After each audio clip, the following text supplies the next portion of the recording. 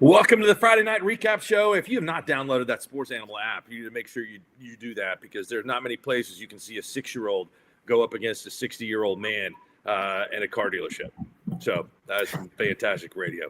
We're going to have a fantastic show for you tonight here on the Recap Show. I've got multiple devices going on right now. Shaq, Adam, what's up? What's up, fellas? What's up, Mark? It's good. Got some great games going on, man.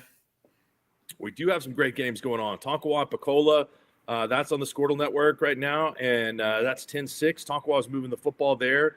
We got a great one going on in the Class 5A state championship game between Sand Springs and Choctaw. Choctaw leads at 14-12. Sand Springs just scored on a long touchdown pass.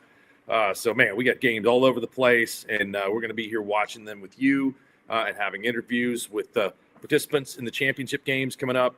And more. Tonkawa gets into the end zone and scores a touchdown to go up on Pecola. 16-6 extra point pending. We're going to have Tony Tomlin and Ryan come on. The Cowboys win the state championship. 6th try is the charm. Get it done today, or the 7th try. Get it done today against Medford, 60-30. Noah Torres, man, wow. Yeah. He had a couple of runs today. He had one where he faked out the cameraman, the entire defense. Everything else. It was unbelievable. Yeah, no, he was incredible today. I mean, what did he average? 11 yards a carry or something like that? I mean, it was wild.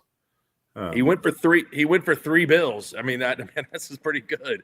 Yeah, I would say it was like 397 or something like that. I mean, I think it was almost 400. No, incredible. Good for Ryan. Hats off to them. That's awesome. I mean, I promise you, there's some happy Cowboys down in Ryan tonight. So good for them to finally put a gold ball in the trophy case. That's big. That's big time. Got a little bit of a surprise in 4A. Broken Bow is on top of Tuttle, 14-13 in the second quarter. There, we thought that might be a game in which there would be some points scored. Graydon Howell, an incredible quarterback. Lincoln Christian only up 14-7 on Heritage Hall, and we discussed how dominant they've been against Class 3A teams this year. So that's a close one. Right over here across the street from me, Sulphur on top of Perkins, 22-0 in a rematch in that Class 3A bracket. Some good ones in Class 2A Division II. Stroud has jumped on top of Adair, 14-8. The Warriors led it 8-7. Stroud has just got a touchdown. We got an update there on Squirtle from Captain Jack Sparrow. That's pretty cool. Davis and Bayan, the Wolverines, have put in the ball in the end zone for the first time. They lead the Wolves 7-zip. Bayan on top of that one.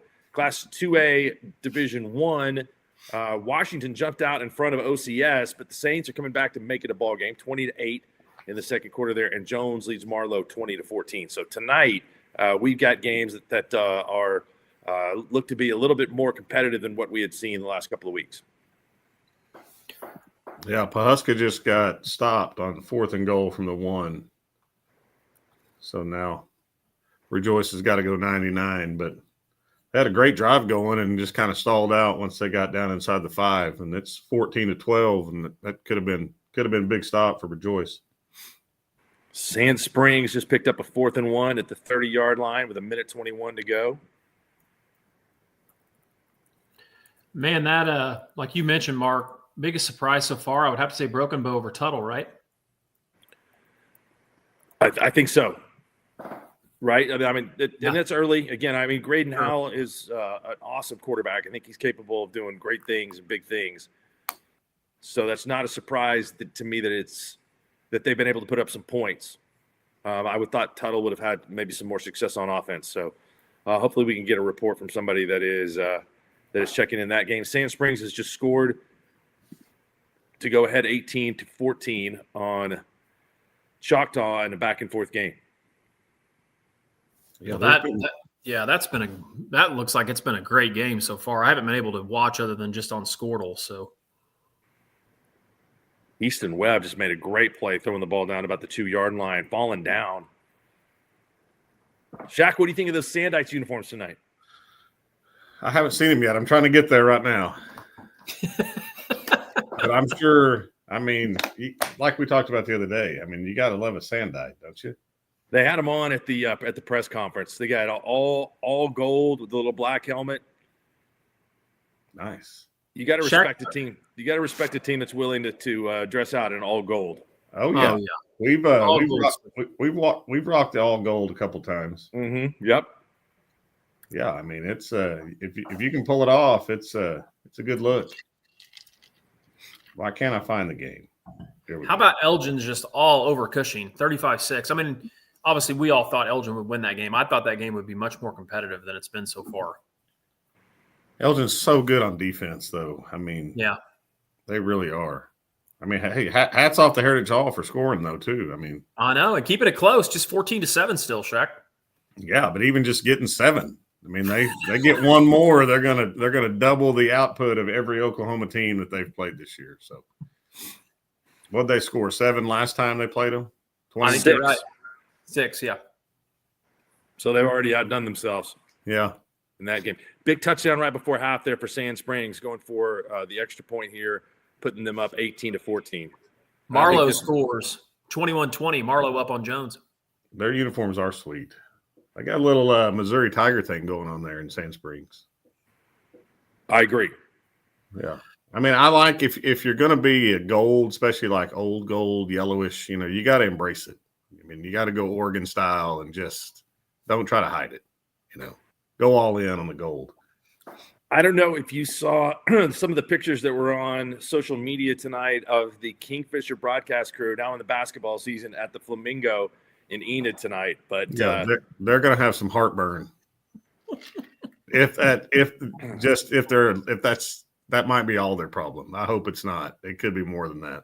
Oh man, I would not be scared of that, and I didn't know that they had nachos that looked like that, including the burger. So those nachos, they got their money's worth. That wasn't one of those deals where they put a bunch of chips on the plate and then a spoonful of cheese and a little bit of meat. The meat coverage on the chips was outstanding. I'm telling you, the Flamingo chili, and the Flamingo chili is really good.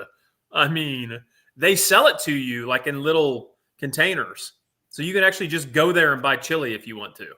If you take it to the house and you leave it out for a little bit, is there a pool of grease sitting on top 100%. of it?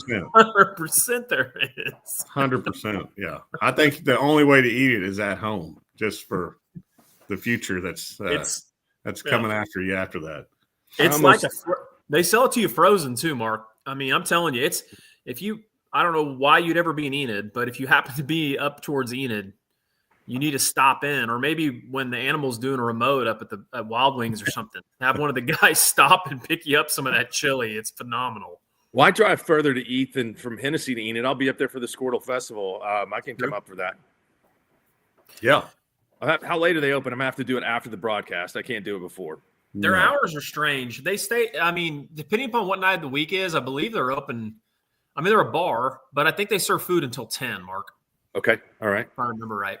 So I think we've got Coach McDaniel from the OFBCA, offensive coordinator at Mustang. If you want to bring him into the show, I believe he's actually live from UCO right now. So that's cool with you guys. I'm going to bring him in. Is that all right? Yeah, let's do it. Let's see how good I am at this. Coach McDaniel. Good so far. Cody, hey, fellas, how we doing tonight? You guys doing well? Great. How are you? Hey, what's the food in that room like compared to the media food? I mean, it's a lot of chicken. Cowboy chicken. We had cowboy chicken upstairs last night, and that was rock solid. I'd give that an A. It was pretty good. Good. Okay. Used to. I don't know if this was Justin's doing. I know you're the president now. The coaches had a lot better spread than the media did. So try to sneak down there on the second floor. Well, the first night we had garage hamburgers delivered up here. It was pretty good. They've been pretty good to us so far. Okay, so I see that the nothing's changed up there. So,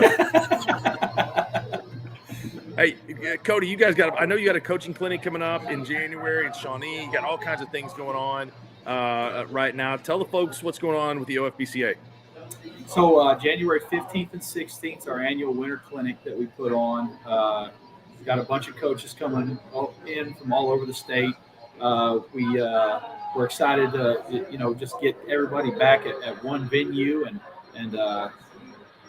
sit down, discuss, present, and just fellowship and get everybody here in Oklahoma on the same page and we're excited. We're putting our speaker list together right now. We usually have a college night on Thursday night, and then our semifinal state runner-up, state champs speak on that Friday morning.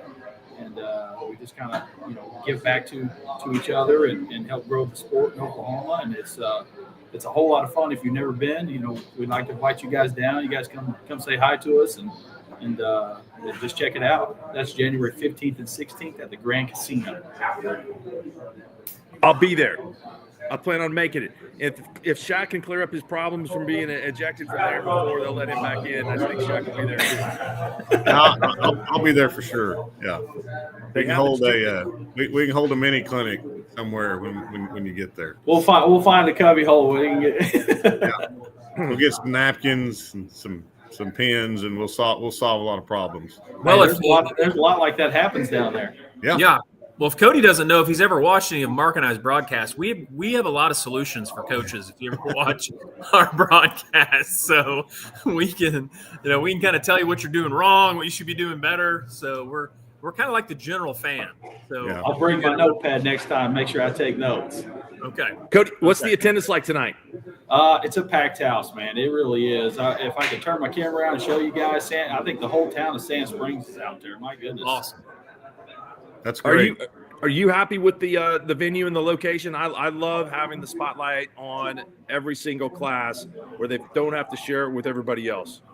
Absolutely. It's fantastic just to get down and just see, like the Class C championship was today, and I guarantee it in Ryan, Oklahoma, you can walk in just about everywhere and steal everything from everybody's house. That's how many of the people from the town of Ryan showed up, and it's just fantastic. It was kind of cold the first night a little bit right there, but man, the weather's not been bad for being December in Oklahoma. Cody, we came out to Mustang this year, and we had your game against Bixby, and I thought you guys played a really, really good ball game that night. Tell me what the challenge is like to go up against a team like Bixby that's going for their ninth state championship this year in a row. You have to control the smallest detail possible. You cannot shoot yourself in the foot. You can't do anything that gives momentum. And you got to, fight for every ounce that you get, honestly. And it's a fun thing to do, though. I mean, who better that wants to, if you want to be the best, you got to compete with the best. And I was sure proud of our kids that night. We put one foot in front of the other, and we fought hard, and our kids made plays. And at the end of the day, we made a few mistakes late, and that's what happens. It gets away from you. But again, hats off to Bixby. They're a talented ball club. They just have all the momentum built in the world right now. They have a great coaching staff. They got really good friends over there. But man, more importantly, I'm just proud of how our kids fought. They were up for the challenge. I can tell you that. Yeah, and I gave him one more championship, and they're going for 8 this year, not 9. If they get it this year, they go for 9 next year. But Shaq, I don't know if you saw Jaden O'Neal, their quarterback. Man, I was so impressed with the way that he threw the football. I mean, obviously he's a good player. Florida State just signed him. So, what did you think this year of having him, and what difference did he make for your offense? His leadership was second to none. He might be the best young leader I've ever coached before, and I've coached some really good ones. The ability to play the next play and manage all of the emotions that happen around him was fun to watch. He, I don't think there's a throw he can't make. Personally, he's very talented in the arm talent, and honestly, his football IQ is out of this world. He came in March or February or wherever it was in there. I can't remember the date specifically, but hit the ground running with us, and he's a smart kid. But you want to talk about anything? I want to talk about his father. His father was a different type of quarterback dad. He loves his son more than anything, and he wants the best for his son. And he has a lot of credit of who Jaden is, just how he raised him. Yeah, I watched you guys this game. You guys Played really well. He got a lot more weapons than just him. I love your running back. I mean, you talk about a kid that runs the football hard. I would think every offensive coordinator's dream. There's no doubt about it right there. And you're talking about number 21, Ace Gilliland. His name's Judson. We call him Ace. We like calling him Ace. He's our ace in the hole there. But we also got, Jaden Johnson. I mean, he took one to the house, and we're so blessed with the kids that we have and the work that they put in and the success that they bring for themselves. Honestly, it's pretty easy whenever you got kids that work hard and Coach Shack, more than anything, that's when good things happen. Yeah, for sure. So what do you think? What's going to happen second half of the game there? Man, if Sand Springs would just take care of third down right there, I think it'd be a lot more one-sided to Sand Springs there a little bit. Choctaw had some big plays there early in the first quarter, and then when in that second quarter, I think that long drive they had, I think it was 3 third and 9 pluses that they were successful on and kind of ended up getting down there and scoring. And Sand Springs quarterback, man, he's dealing the ball well right now. He's a good player. Cody, we appreciate your time. Thanks for joining us from up there. And I will see you tomorrow for the 5A and the 6A Division I championships. Should be a great day. Awesome. Well, thank you guys so much. Yep. See you, man. See you guys. President of the Oklahoma Football Coaches Association, Cody McDaniel. Yeah, Cody's a good guy. I mean, the leadership of the OFBCA is really good. Those guys do a good job promoting football in Oklahoma. So I would put our association up against not only any in our state, but any state as far as just, getting everybody on the same page all the time. I think we do a really good job of that. And that comes from the leadership for sure. How cool is the suite, by the way? Oh, it's way nice. That's awesome. What a great idea. Yeah. Yeah, no, it's legit up there. Tuttle 21, Broken Bow 14, so they get a touchdown and a 2-point conversion right before half. That game is at half. They made it to half, and Heritage Hall holding in there against Lincoln Christian 14-7. Sulphur on top of Perkins 22-0. Both of those 2A Division II games were really close. Let's see, computer. Come on, computer. Adair 16, Stroud 14, Vian 7, Davis 0, 20-8 at half. OCS trails Washington, and as you guys mentioned, 21-20 Marlowe over Jones. I think if the show is worth anything, we will definitely be able to talk Marlowe into going with the logo that Shaq likes, the student drawn outlaw. That should be on the helmets next year. We'll find somebody that can get it on the helmet.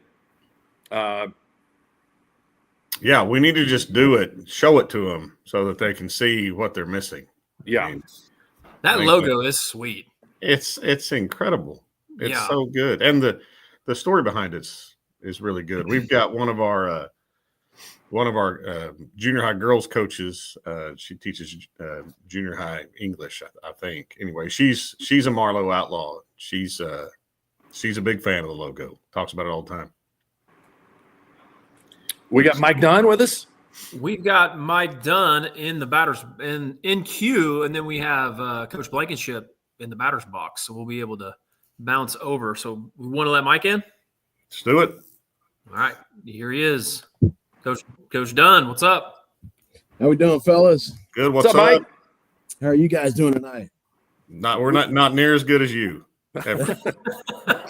Hey, is this a rebuilding year for you guys? That's what they said. I don't know. I mean, we I can answer that for you. No. Yeah. I mean, Coach Shaq, we don't say that. I mean, we felt good about the group we had coming in. So, what do you have on the agenda tonight besides talking to us before the championship game tomorrow? Well, we had a little basketball going on. I'm the athletic director at Carl Albert as well, so it never stops. I told them actually we had a freshman game last night against El Reno, and I worked that bad boy. And then tonight I helped get it started. And our head principal, Kristen Goggins, I mean, she's as good as they come. And she said, hey, I got the rest of it. You can go home and, you got some important stuff going on. So you get out of here. Yeah, that's great. I snuck away from our game. I'm sitting in my office out here. So there you go. I know the feeling. Hey, Coach Dunn, I got a question for you. All right. Everybody knows Carl Albert's really good. It's no secret.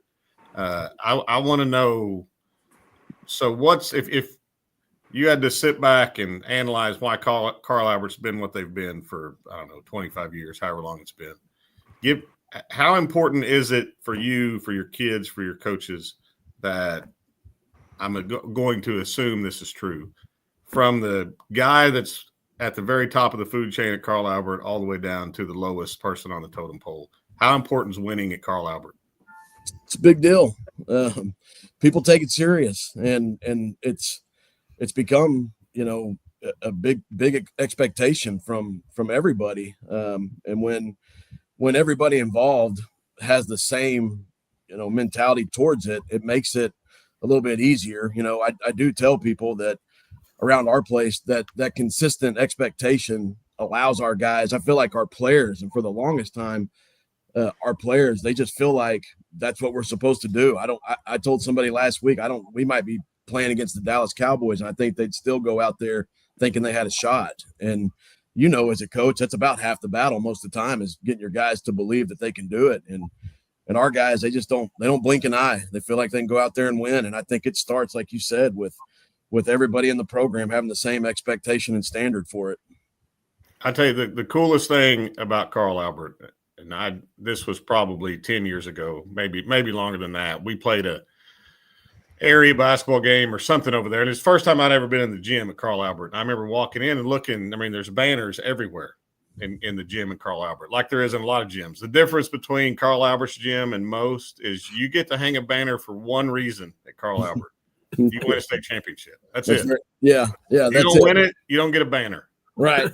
Which I catch crap about it every once in a while, because we've got a couple sports that don't have one yet. And so I actually was the one, I was trying to, all inclusive. Let's make sure that we recognize everybody. And I said, hey, we've kind of run out of room there. Let's do a banner per sport. That way, like, if we have a sport that doesn't have a state championship, they can put district championships up there, and everybody at the school, including the sports that don't have a banner up there, we're all like, absolutely not. We're not doing it. We'll go get one, and then we'll go up there. So it's way cool.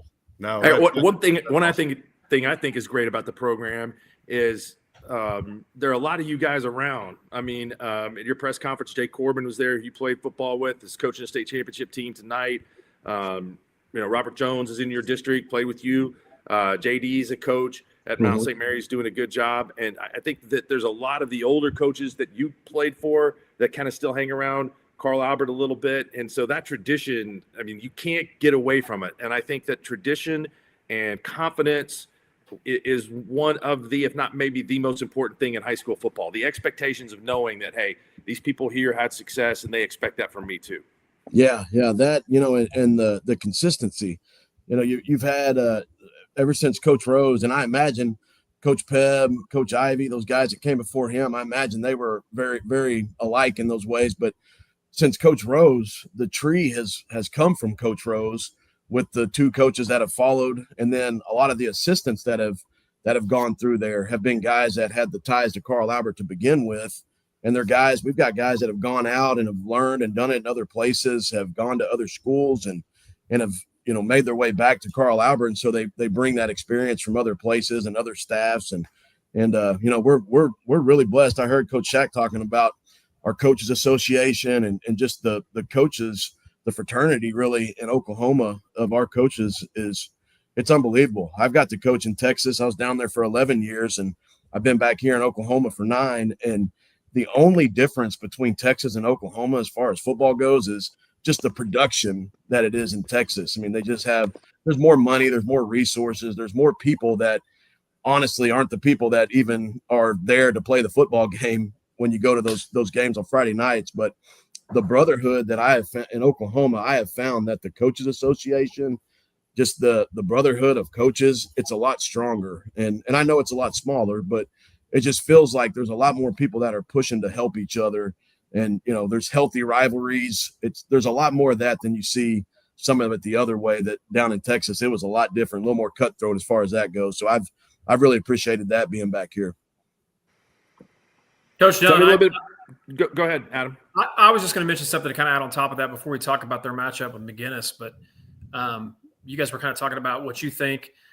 Shaq, I would reiterate that too. My wife coached in a Class A first-round state tournament game at Carl Albert, and those banners, it was pretty intimidating, honestly, being in there and seeing that.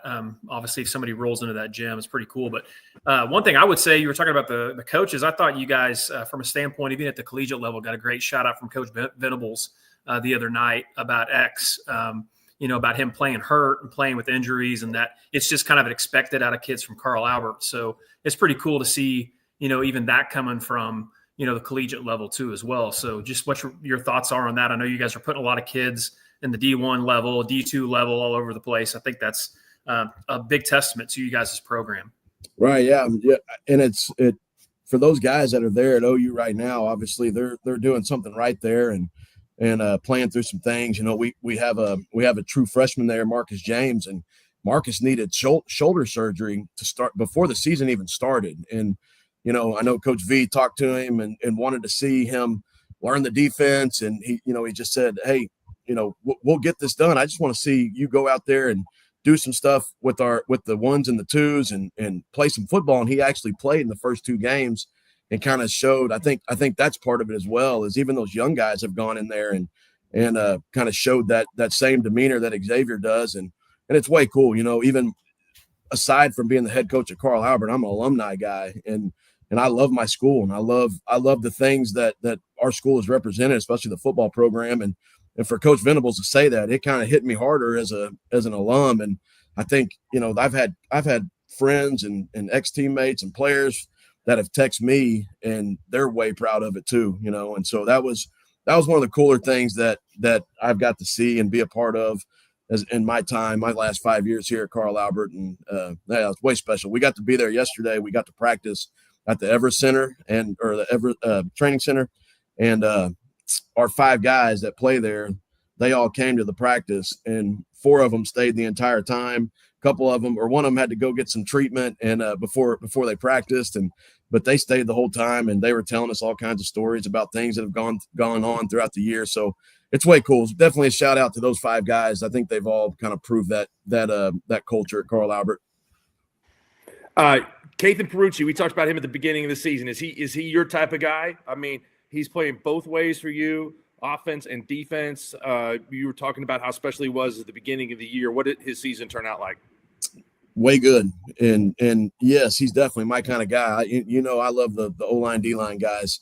I don't care what class, what level, it all starts there. And, Kathan is one of those guys that he believes it to his core, and he's way more athletic than I was. So there's no comparison there, but he's a scratch golfer too, along being 255, 260 pound defensive tackle, right tackle for us. So, but he's had a great year. He's disruptive on defense. He can rush the passer. He can run block, very athletic. And then defensively, he's way good on that side of the ball. So he's definitely had the kind of year that we knew he would have.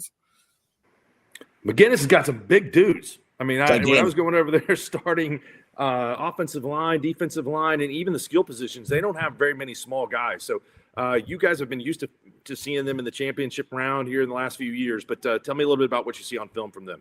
Yeah, well, anytime you're gonna match up with the Irish, they're always going to be well coached, and that shows through on the film. You can watch them and see that they have a definite culture of playing hard. All 3 phases of the game. You can tell that they're very detail oriented. They don't make mistakes, well coached, very physical. And like you said, they believe in the same thing we do. It starts up front, both sides of the ball. Really good on the offensive line, really good up front on defense. And there's really no weak spots on their team on any phase. So it's going to be a heck of a ball game. It always is with them. It feels right that we're back in this game with them. We haven't played since 2023. We went all those years in district together, and then we got broken up in the districts, and so first time we've played since then. And just feels right having that matchup back in this 5A game. Mike, thanks for your time, man. We really appreciate it. I'm looking forward to seeing you tomorrow. I can't wait for this game. Absolutely. Appreciate you guys for having me on.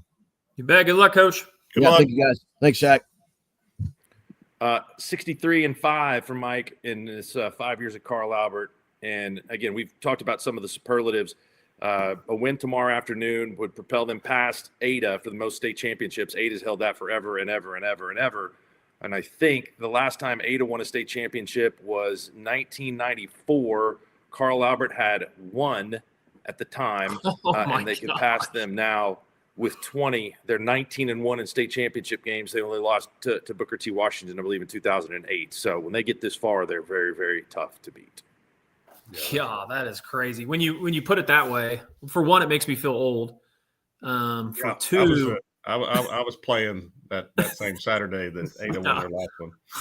I mean, golly. I'll tell you what, we got Coach Blankenship in queue, and Coach Blankenship, obviously a legend, and it's great to have him, but he might have the greatest background that we've ever had on the show.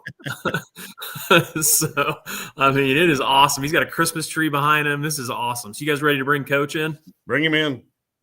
All right. Hey, guys. Hey, Coach B. Merry Christmas. Hey, that's pretty good, isn't it? I got that tree right there. Yeah, that's awesome. That's big time. Hey, awesome. You can imagine. I spent a lot of time decorating that too. I'm sure you did. Yeah. If you did, it was that needs to be moved a little bit more to the left, and yeah, right. That ornament's not centered. If you want me to put Angie on, I'll let you talk about it. So. But it looks great. Tell her it's an amazing. There you go. There you go. We're Scrooge-like everywhere else here, man. He's outdone us. Hey, congratulations on making it to the state championship game and coming back and coaching this team at Owasso. What are you a better coach today? I would assume yes, you are than you were maybe 25 years ago. But what have you learned over that has helped you along the way? Well, I tell a lot of young coaches that I kept a file called "How to Lose Football Games," and there's a whole lot of stuff that got put in that file, and I just try not to do those same things over and over again. And it's amazing if you'll just stop doing the things that cost you games, you can learn to win a few more. So that's part of it. Just bad experiences that help you move forward, and I'm still adding to it. I still having to add to it, but just not quite as much as we used to. That's really good. I need to start a file for sure. And I'm not even a young coach, but I could definitely use the file. Yeah. What drew you back? I mean, you were out, you were done, you were moving on. Why come back to Owasso? Just the timing. It's just hard to explain. I honestly spent the year out and had no intention of going back. Hadn't thought about going back to that kind of situation. My son was coaching over at Broken Arrow. I was able to go watch him every day at practice. I could go hang out, get the itch scratched enough with him. I was going with other coaches around, and just like I said, I was able to scratch the itch. After Josh got fired, I wasn't real sure what was going to be the place that would happen. And then just literally hours and days after the state championship a year ago, Antonio and we were talking about it, but he took the job at Union, and Mr. Duffield, our athletic director that we go back 25, 30 years together, wanted to know if there was any chance I would come back. And I said, well, let me talk to Angie. And I couldn't get it out of my words out of my mouth. She said, yes, you need to do that. So I think that maybe I wasn't the greatest retired guy at home. I'm not sure, but she was okay. There's a couple of other little factors that people, they kind of lose sight of. I had two grandsons that were coming up that were eighth graders when I decided to retire. One was at Broken Arrow and one was at Bixby. It's bad enough to have to coach against my son, and we get after it, but I couldn't even begin to get my head wrapped around trying to game plan and scout against my grandkids. And so that was just the timing. Everything was right. Let's go ahead and step away. And ironically, by coming back and having Josh coach with us, I'm now coaching his son, who's a sophomore on our team. So I'm actually getting to coach a grandson. So that I never dreamed that would happen. He's an old lineman, so that's a lot of fun. Not much pressure in it to have a young old lineman on our team, but it sure is fun to have. Yeah, that's really cool. That's really cool. I bet he loves Grandpa getting to coach him probably as much as you love it. Well, it's kind of fun because especially early on in spring, fall, and fall camp, and he would come in every morning and hey coach, how we doing, coach, and all that stuff. And then on the way out, when he's catching a ride with his son, he'd say, hey, bye, Papa. Now I'm like, okay, all right. He can kind of turn it off and turn it on too. So he's figured it out. Bill, there's so many good programs in the Tulsa area, and you guys just fight it out tooth and nail all the time. And inevitably, there are a lot of rematches, and rematches happen. And it's amazing how many times the team that won in the regular season does not win in the playoffs. And that goes back to your battles with Jinx, even 15 to 20 years ago. What's the recipe to try to make something different and reverse the outcome from the regular season? Well, and like you said, Mark, I mean, we experienced it over and over again for a lot of years with the Union Jinx thing. And we always played early in the season. We were in opposite districts. And it was a lot of years that we would see each other in the playoffs. And that's kind of what has happened in this Owasso Bigsby thing that has kind of created the last 3-4 years. I think this may be going to be our 8th time to play since 2022. So part of that evolution is just human nature. When and Nick Saban used to say this all the time, but one of the hardest things is to overcome winning. You have to, it's a great thing to win, but sometimes you ignore some of the things that you need to have addressed to become a better football team.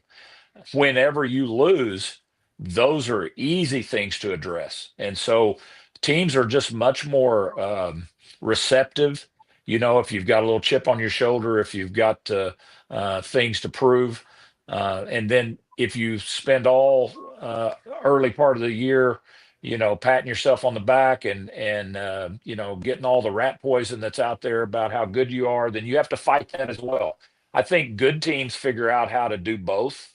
And so, one of the things that you have to tip your hat to people like Carl Albert. I was listening to Coach Dunn, and then also to Lauren and those guys at Bigsby. I mean, they've been able to overcome winning and still win. And that's what the great programs do. Well, you've definitely been a part of some great football programs. Coach, there's all these theories, about why teams on the east side are so much better in 6A.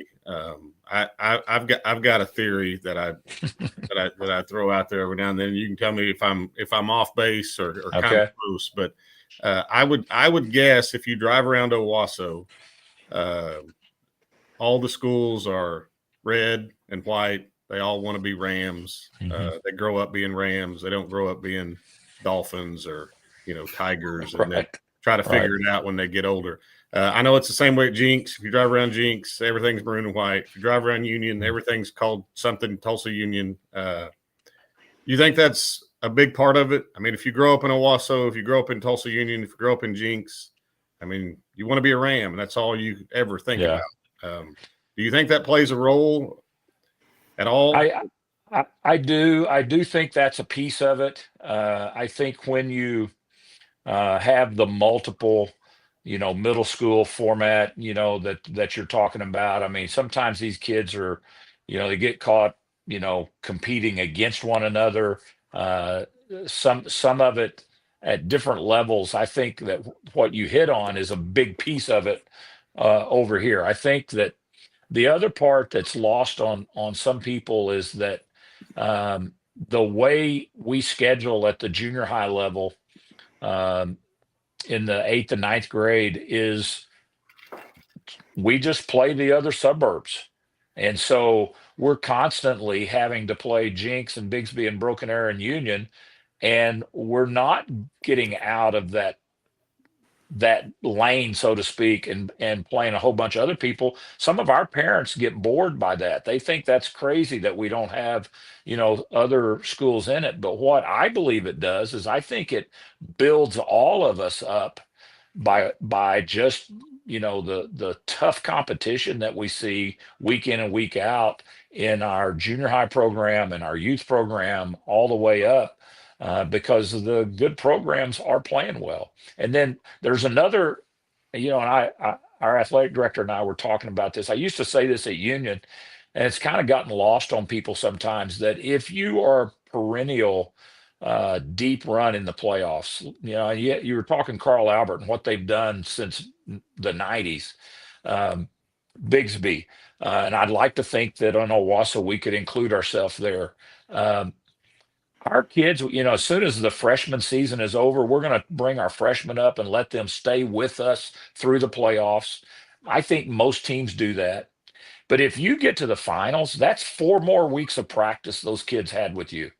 And then if they get to do it again as sophomores, that's 4 more weeks. And if they get to do it as juniors, that is 12 weeks that they've had. They've had a whole nother season of practice than a team does that's not going but a week or so into the playoffs. And I think that's lost on people too. It's a little bit like Gundy used to talk about, if you ever miss a bowl game, it was really tough on those teams, because that was a month of practice that you got to do with your program at the college level before you ever got to spring practice. And so it's a big deal, I think, to have those deep runs just for the development piece of the rest of your program. No, I agree with you 100%. Well, and there's never been a better run of coaches than Bill, Allen, Lauren from that tree. They're continuing that. That has to matter and mean a bunch. This is going to be an elite offensive showcase. That's what I'm expecting tomorrow. You got a great offensive mind. Lauren's got a great offensive mind. There's all kinds of weird formations. Can you give us any inside information of what the game plan is going to look like, or what we'll see tomorrow? Do you have a wrinkle that you want to? I don't think Lauren's in queue right now. Yeah, no, I'm just telling you, trying to defend those guys. People have tried to figure that out for a while. I think that Coach Schneider and his offensive staff for sure are way too bored, because they just come up with stuff that obviously it's just to make it tough on everybody else. So if you study Bigsby and you go, what does it take? Then it's a little bit of that. So we'll have some similar things we're trying to do offensively. We're both trying to accomplish the same thing. It's still going to come down to some old-fashioned football. At some point in time, you got to be able to run the ball, and you got to be able to tackle and get people down. Now, we're going to have a little bit of that, smoke and mirrors, a lot of smoke and mirrors going on the field. But it really is going to come down to, at some point in time, just, being able to block, tackle, and, run the football. Well, our best to Angie, because she's got the house looking really, really good. So I know that's I appreciate that, guys. No doubt. Always good to get to talk to you, Bill, and we wish you the best of luck tomorrow. All right, thanks, guys. Good talking with you. Good luck, Coach. Thanks, Coach. All right, bye-bye. There will be some points put on the scoreboard tomorrow night when I think in that game. So Pawhuska scored to go up 20-14, and then kicked it off to the kid that's going to OU, and now they're down 21-20. That is Zizi Oklafuizi, the only Oklahoma player that signed with OU. And it was kind of a late addition, but I think they made the right move. They need receivers. Yeah, I mean, he's only played football for 2 years? 3? And I think he's gotten bigger. So that should work out pretty well for OU. Yeah, they could use some wideouts over 6 foot for sure. Matt had a fantastic Facebook post this week adopting the underdog mentality. So, I mean, he will be taking a victory lap if somehow they can pull this one off. But I don't know. Maybe that's part of the game plan to kind of adopt that. And it's very successful for a lot of people. I think it worked incredibly well for Baker Mayfield. But I don't know that Pawhuska should have been considered that big of an underdog by anybody, right? I mean, Matt's teams are always really tough and well coached. No, Matt does a tremendous job. He really does. I've gotten to know Matt really well over the last 6 or 7 years, ever since he got to Pawhuska, and we had some wars against each other in 20 and 21. But no, he does a great job. His teams are really well coached. They're fundamentally sound. And it's kind of like, Coach Blankenship was saying, a lot of times it's a lot of smoke and mirrors, but at the end of the day, I mean, they're really good at blocking. They're really good at tackling, and they line up right. They do things the right way. So they're a tough out. I mean, you got to beat them. They're normally not going to beat themselves. They're giving Rejoice right now all they want. You live in a town that's got that many ghosts in it, that many places that are haunted, then you got to be tough. Yeah, I don't know if you've been to any of those places, Shaq, but yeah, they got them. We have Ryan with us? We do. You want to bring Coach Stringer in? Just one second. Here he is. Coach Stringer is the second victim of us not saying that this show is at night instead of the morning. So he was ready to go at 8:30. I was ready to go. And he's now here at 8:41 at night.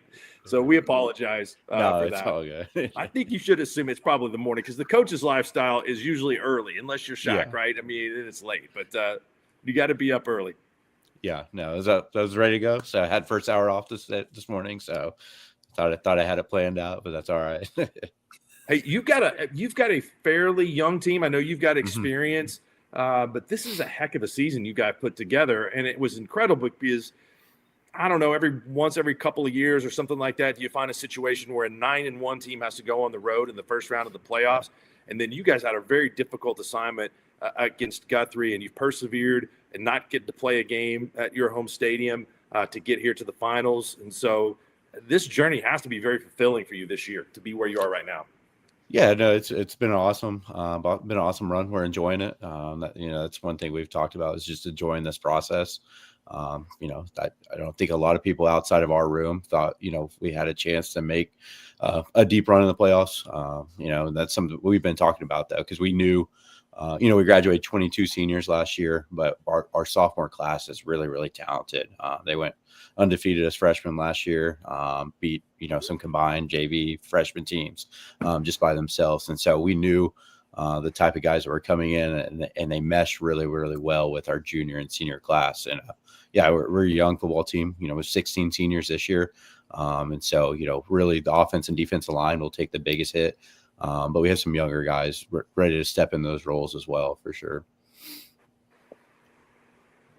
So, Coach, is this your first trip to the finals as a head coach?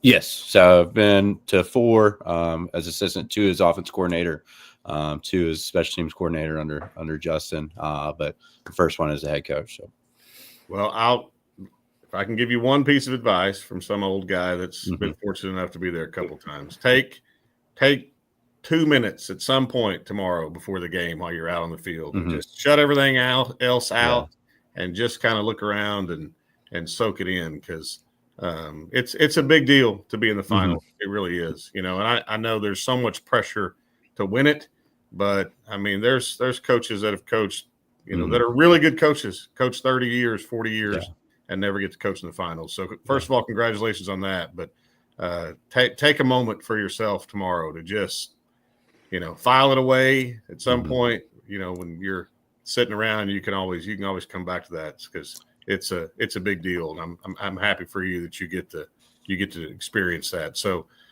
you guys are massive. I mean, what are we feeding them at McGinnis? I mean, we got training table, morning, lunch.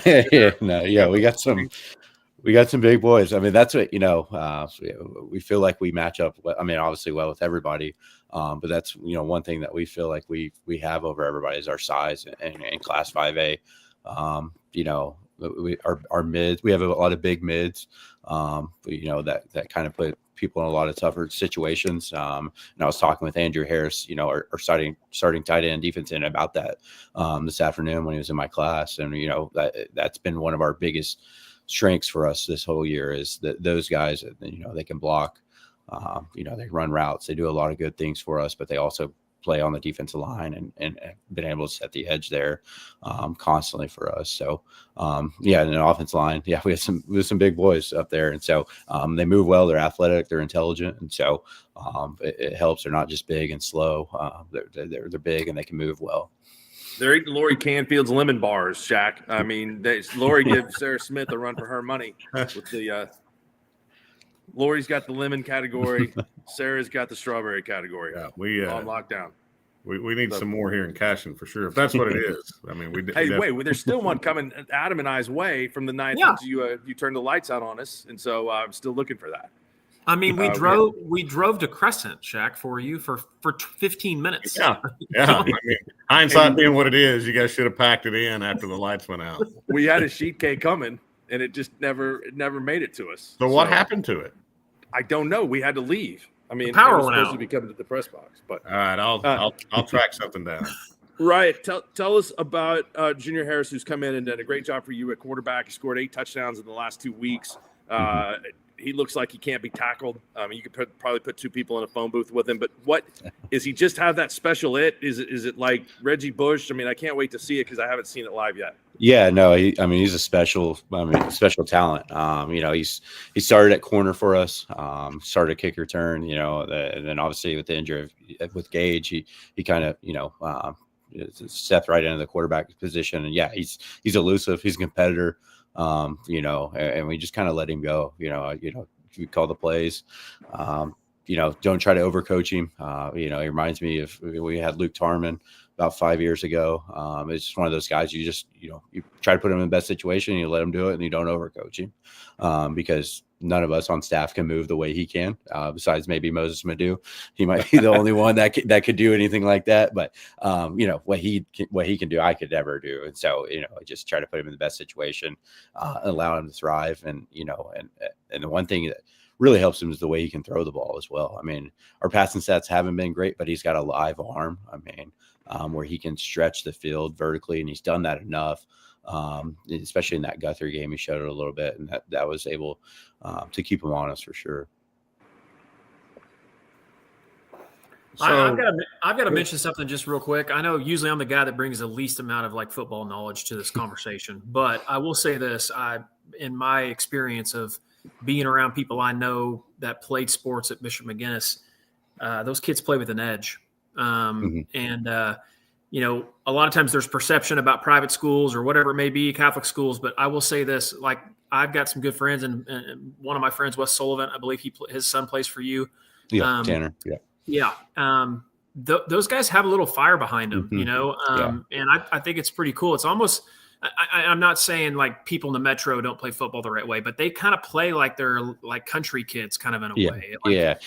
What is it about that that's with Bishop being right smack dab in the middle of the metro, but it seems like they got a lot of kids that have a little bit of kind of country grit to them. Yeah, no, they're tough. It is super surprising. When Justin brought me on, I grew up in Clinton, played under Coach Lee. And so, we always had the perception of private schools and even of McGuinness when we played them. And, but they were always tough and physical. And, but yeah, that was the one thing that, that I kind of fell in love with the program right off the bat was just, these kids are, if you came in the weight room and you looked at them or just you saw them in the hallways, you wouldn't be scared of them. But when they step on the football field, they get after it, and there's no fear, there's no back down, and they just love to play the game. They've grown up playing it, and they are tough. They're physical. They play lights out for each other, and so I think it's that sense of pride. A lot of them go to school together growing up, so where sometimes in the city you don't get that. Christ King's our biggest feeder school, and that's where a lot of kids come from. And so they've grown up and played Little League together, played on the junior high teams together. And so you get a little bit of that, that vertical alignment that a lot of really good programs have. But yeah, that is surprising, but they are tough. Sometimes teams over the years have tried to intimidate us, and it's like, we'll show up play. We're used to playing Carlisle. We're used to playing, scrimmage and Lawton Mac, playing Lawton Mac. When we go play a team, sometimes in the playoffs, they'll try to intimidate us, and our guys just kind of shrug it off and say, all right, well, we're here, so get ready to go. Yeah, I think I see some of that Mike Lee toughness in there. That's there. Yeah, no, he made a phone call to me this week, so he gave me some advice. Good. So I got to hang out with you in the summer. We did some pictures at your place. Mm-hmm. Your son Jackson, right, was with you there? Yeah, Jackson. Yeah. Okay, I got a Jackson too. Okay, he's awesome. a little older, but I bet your son's having a lot of fun through this. Oh yeah, Jackson. He came to practice today, so he's 3-year-old. He came to practice. He was fun. He loves being around the boys. And then we had team dinner, and so just loves.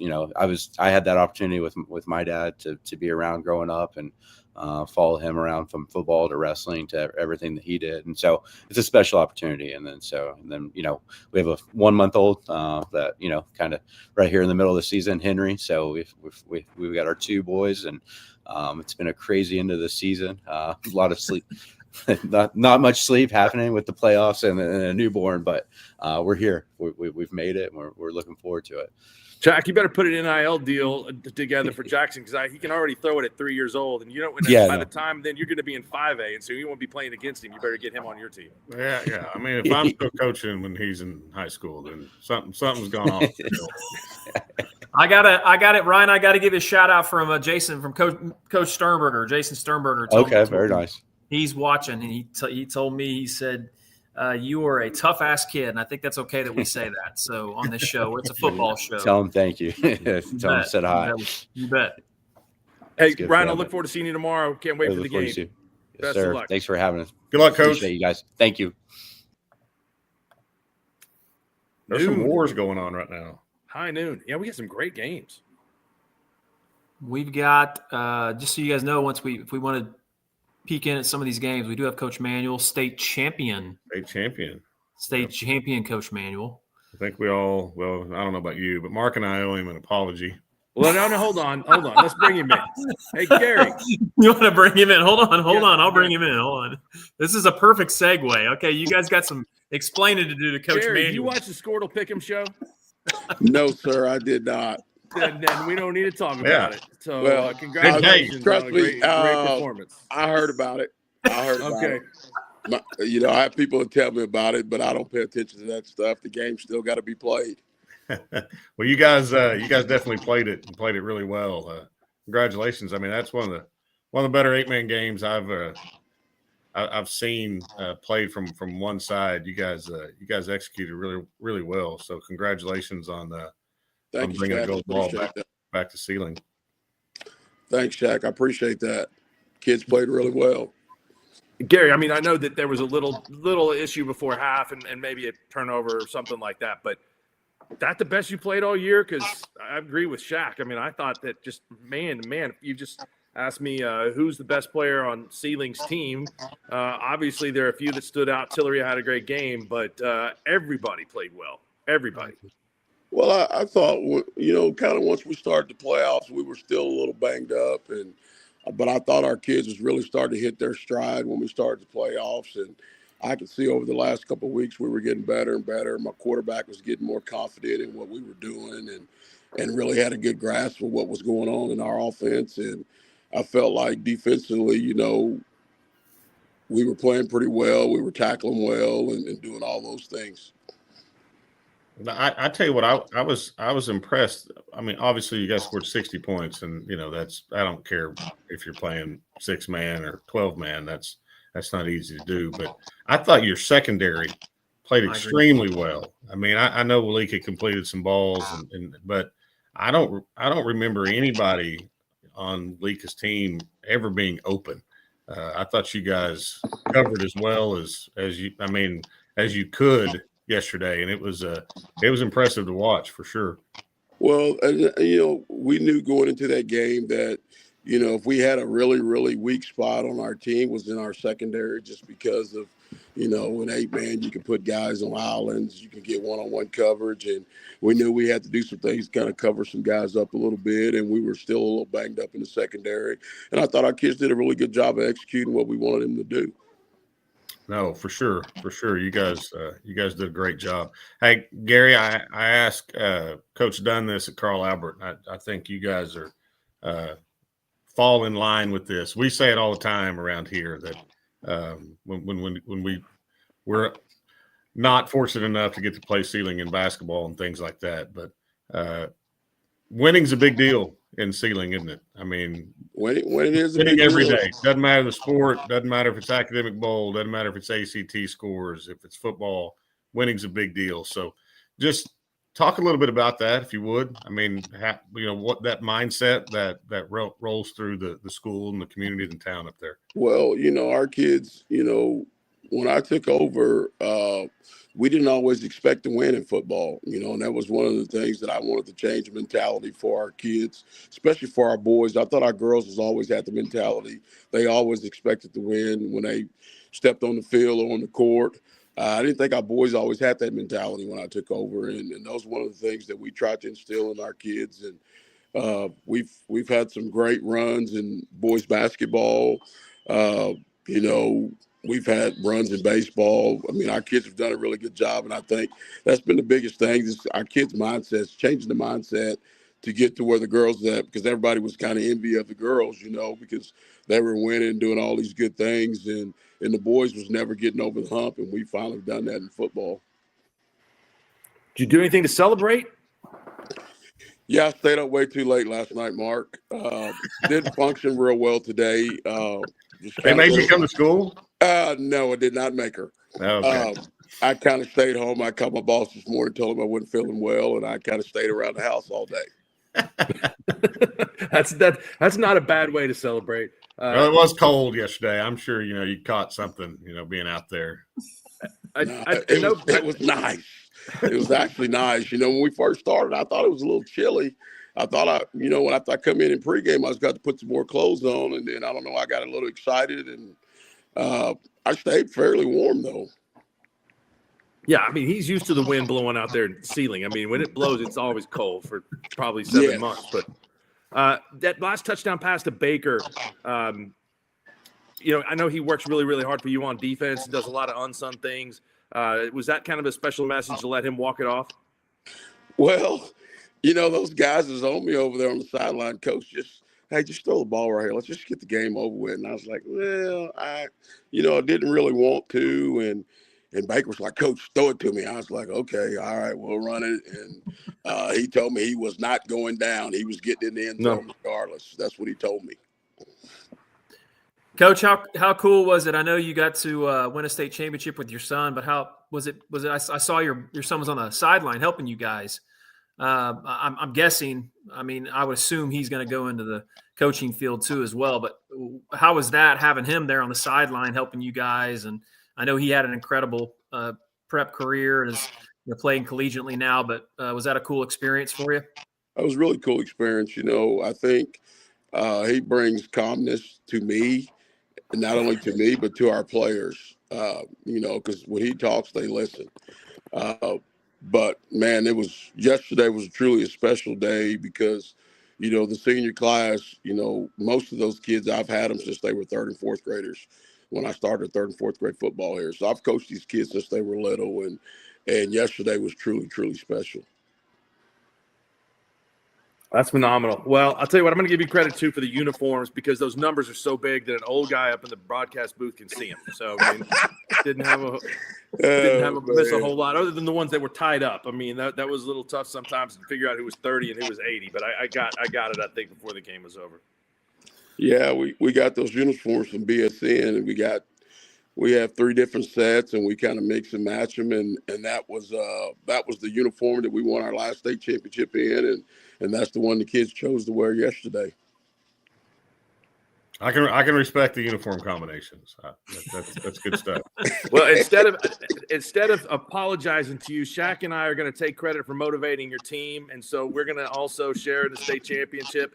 But plus, you've never won one that I haven't called, so you're welcome. Well, that's a good thing. Well, thanks, Mark. It was a lot of fun, man. A lot of fun, and it was just really, I was going into that game. I just didn't know. I didn't know if we could stop them. I'll be real honest with you. You had me faked out on Tuesday. I talked to you on Tuesday, and I was not picking up a confident vibe from you. Not a 16-12 vibe, not at all. Well, I had been at practice, and I see what practice looked like, and I was a little concerned. I didn't know if we could even slow them down offensively, and I thought, if we can limit their chunk plays, we can have a chance in the fourth quarter. And I thought we did a really good job of putting pressure on the quarterback and in the secondary guys keeping the ball in front of them. But early in the week, boy, I'm telling you, I didn't have a lot of confidence at all. I was a little disappointed. Well, the scoreboard tells the story because it's a very good football team you guys played on Thursday, and so we don't have to tell you how well that you guys played. I mean, that was an incredible game. So look forward to seeing you soon, Gary. Thanks for your time, man. Appreciate it, man. Get Thank some you, rest, guys. and then do some more celebrating. All right, see you guys. See you, Gary. That was not the voice of a team that won by 48 points. No, Gary's got to relax, man. You won. Take a day and then get mad again because Tuesday's practice wasn't any good. Hey, just real quick, I didn't mention it while he was on, but man, shout out to obviously Ceiling. They do everything first class, but their live streaming platform, they just joined us here recently this year, and honestly, they were already doing a great job before they utilized our services, but we're really thankful to have them in our network. Eric over there, Mr. Barnett, the superintendent's there at Ceiling too as well. Fantastic. Student-led, kids are running production. I know I was at the game, did a cool shot of one of their camera people during the game. Yeah. That was pretty cool. We're going to talk to Dewar here in a second. They're another Squirtle Network school. They are very committed to their live streaming. They show up to everything. The people that broadcast the events do a fantastic job. The thing that I thought was really cool that Ceiling did, and shout out to K101. K101 is a big radio station in Northwest Oklahoma, and it's been around for a long time. And I thought it was really cool that K101 kind of joined up with Ceiling Wildcats TV. And they put on a great production. I'll be honest with you, nowadays, I do not find myself a lot of times listening to radio broadcasts anymore. But I was tuned in. No, not yours. I'm talking about game broadcast. Oh, okay. Understandable. Okay. Anyway, and they did a fantastic job. And like I said, we're going to have Dewar on here next. They do a great job too as well. So shout out to them. You guys ready? Radio doesn't need any more nails in the coffin. So I did not mean it. I meant broadcasting games. Before you bring Dewar on, did anybody listen to the Welcome to the Weekend this morning with the morning animals? I did. So good, I did, and I sent them a text, and I just offered them I can't say because it's a sensitive topic at the station, but it was very well done. Yeah, it was solid, and probably got it's probably going to come back to haunt him at some point. Jim is he's in the Bahamas, so he is not aware. But that's a perfect segue to bringing in Dewar. It is with the quarterback named after Traber. Look at that. That's legit. What's up, Dewar? What up? How's it going? So hey guys, man, it's looking good. Put the gold ball on the table. Put it in front of you. Yeah, let's bring it up there. Let's showcase it. Come on. Put it out there in the front. I mean, that's what it's all about, right? Where's the other two gold balls from the last 5 years? Yeah, put it right there. There we go. I like that. Yeah, that's way better. I don't think that there was a script for that game yesterday. I mean, losing Peyton, I know, is a tough blow for you guys, but you were able to overcome that. And I know both offenses are capable of putting up a ton of points, but there were no points in the second half. So you guys are a well-rounded team that can play on both sides of the ball. I was very impressed. Yeah, it was definitely not the way I thought it was going to go. I didn't think it would be necessarily a shootout, but I thought it would be a typical mid-range, 8-man game, 30 to 20 something or whatever. But I was just really proud of our team, and defensively just kind of bend but don't break. Yeah, it's I think defense at 8-man football gets a bad rap sometimes, and people say you can't do it, but you guys definitely definitely shown that you can play defense, especially in the biggest game on the biggest stage. I mean, to hold them to 6 points was pretty impressive. So hats off to your kids for executing that game plan. So who do we have with you? So to my left here, we got Braylon Lewis. On the other end, I've got JoJo Waters. And then the guy that turned into a legend overnight is Traber Jones right here next to me. How did he get the nickname T-Money, or did you just come up with that yesterday? That's his – I think I've heard – but honestly, I heard his little sister yelling at a basketball game last year or something, and then I noticed that, his family calls him T-Money, and, it's just – it was kind of an endearing term, especially when he held it down for us last night. Traber, tell us the story. How did that nickname come about? And are you a fan of listening to Jim Traber in Oklahoma City? Yes, that's how I got my name. My dad loves the sports animal. That's how they came up with it. And I don't know how I got the nickname T-Money. It's just always kind of been my nickname. That's what my family's always called me. Shaping the minds. I've been around your dad a few times and met him. He's a good man. So we're gonna make an interview happen. I did text Jim last night at the game, and he was very proud of you. I can tell you that he was fired up that there was someone with his name there. So we're gonna make that happen. But, okay, that's awesome. Hey, Braylon, I love what you had to say about your mom and your relationship yesterday in the post game. Yesterday, I thought that was a very, very special moment. So tell us here, everybody on the show tonight, what she's meant to you and your development as an athlete.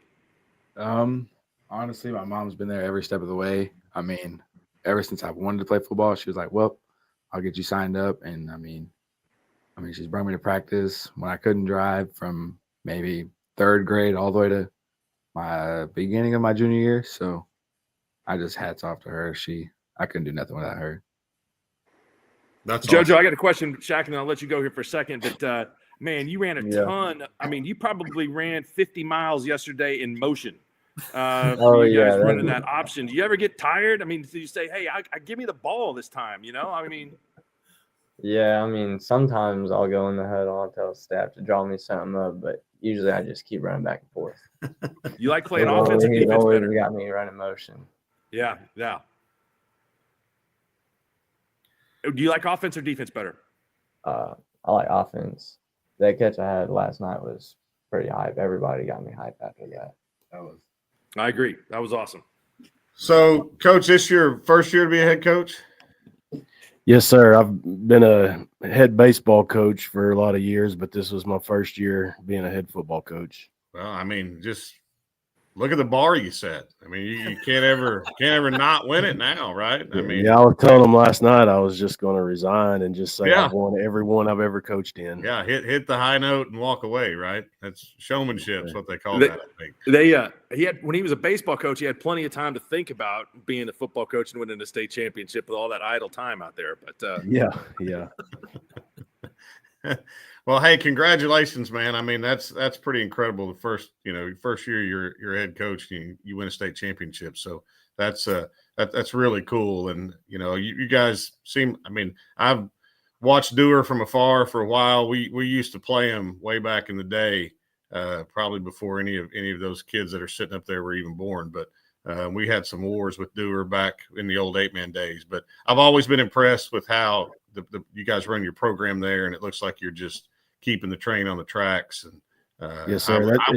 I'd venture to say if you decide that this isn't your last year to do it, then you'll probably have a chance to put a few more of those golf footballs in front of you. Yeah, it's just a testament to our program and our coaching staff and our players. I have the title, but it's about our whole program and just everybody having those expectations.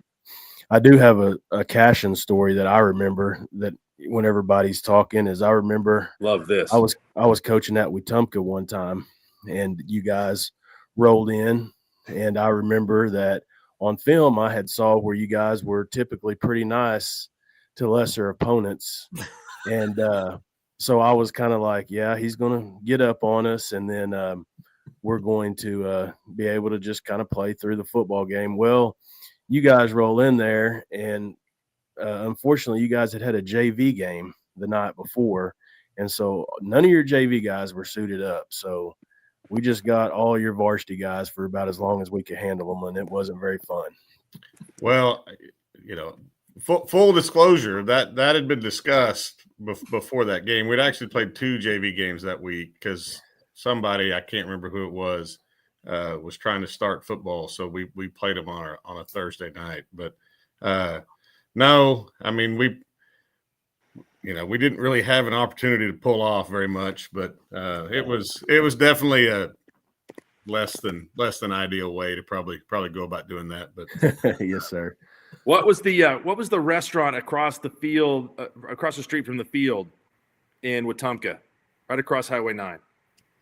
There's like an Alley's or Ollie's or something like that. I can't remember. I called a game there in like 1996. It was a playoff game between Tonkawa and Wetumpka. That was an 11-man game. Yeah, that's they've got a great little stadium right there right on the highway. But how's Peyton doing? He was supposed to be getting some imaging tonight, maybe, I think, and maybe an appointment Monday or something. But he's supposed to be finding out something here pretty soon. We're just praying for the best for him. Yeah, give he and Josh the best from all of us, for sure. I mean, that was definitely tough to see. How have you guys celebrated? Sleep, I think, is how I did. I was asleep mainly all day today. Probably from 9. I took probably about 3 naps all day long. They didn't make you guys go to school, did they? Yeah. Oh no, there was no way I was going to school. Okay. Even if we had school, I wasn't going. I would have took an absence. That's awesome. Well, good for. I guess it helps if the superintendent's one of your assistant coaches. You can probably make some easy decisions about school getting canceled. Oh yeah.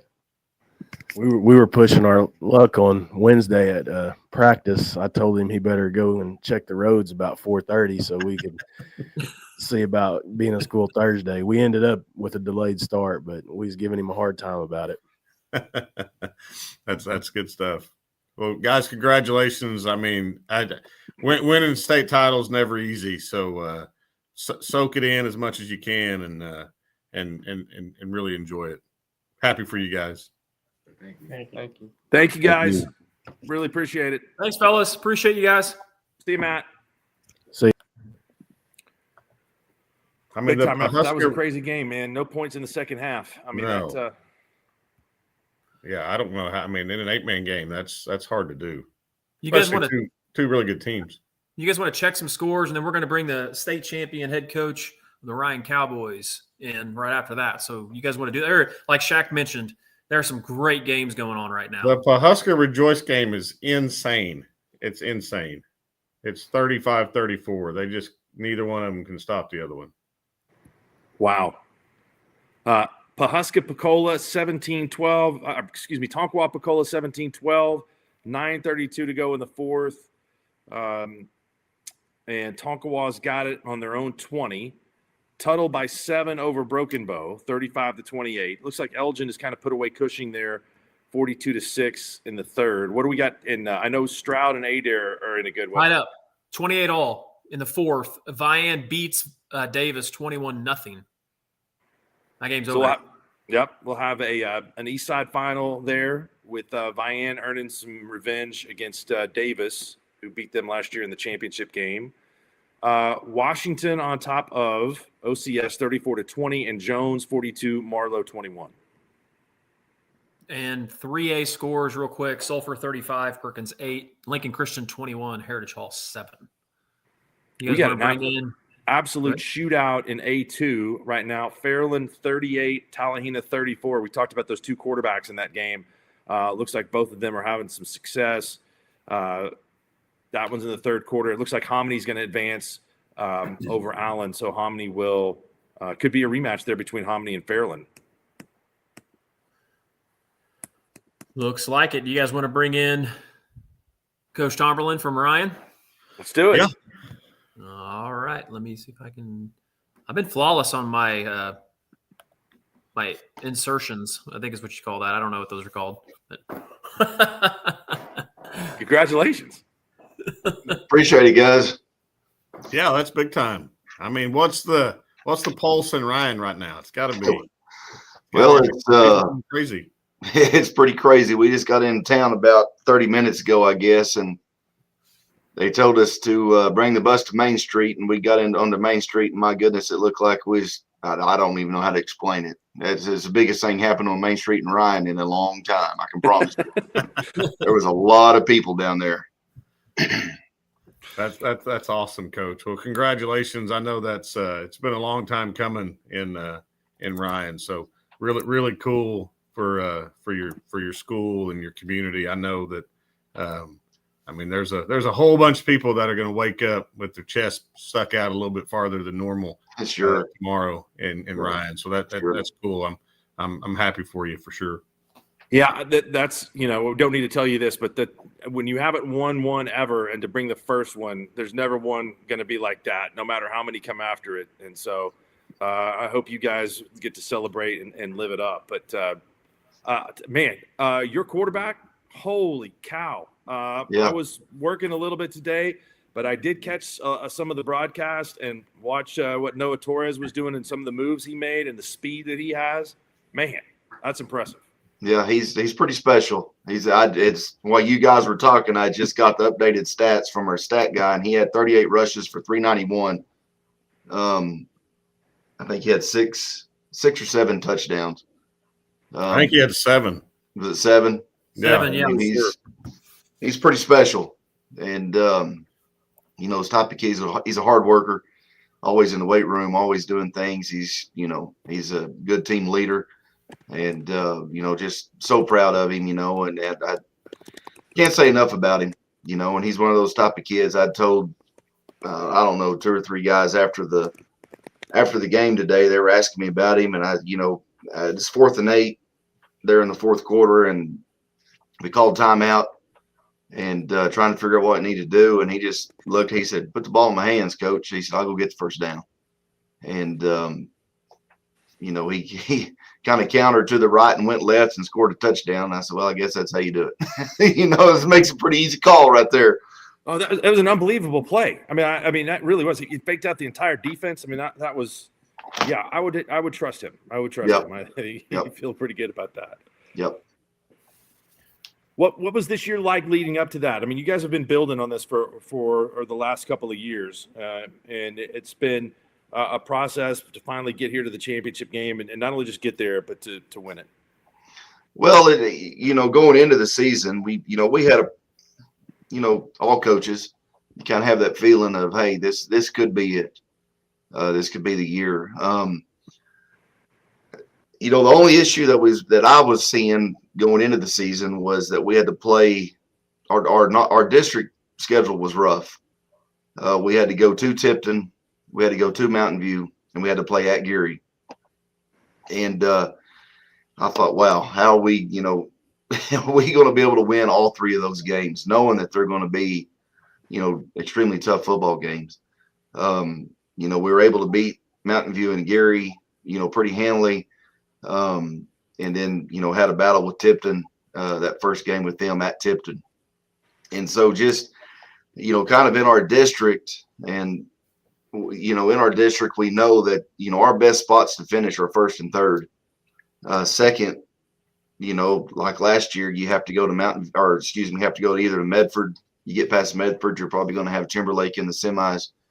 So, 1st or 3rd in our district's kind of that spot. You don't necessarily want to finish 3rd, but you just know that is, that's kind of the one place that you could be that may make a run. And, when we beat Tipton, we thought, gosh, guys, we got an opportunity now. We go win district, and we finished 1st in our district. We really got a shot. And, the guys knew it. There wasn't any question as far as what they, what was in their mind, on our mind. And, just going forward, I mean, we felt like we had a good chance It just we had to finish. We had to finish it. Well, you certainly did that for sure. I think you guys put a exclamation mark on the term finish. Well, it was tough, and props to Medford. My goodness, they played so tough. We knew it was going. I mean, they're so athletic. Their quarterback is extremely, extremely talented, and he's just a sophomore. You know, we played them last year in the quarters up at Medford, and they were extremely young. Lost some linemen, but all their skill kids were coming back, and so you know we knew it was going to be a dogfight. I mean, we just knew that's what it was going to be like.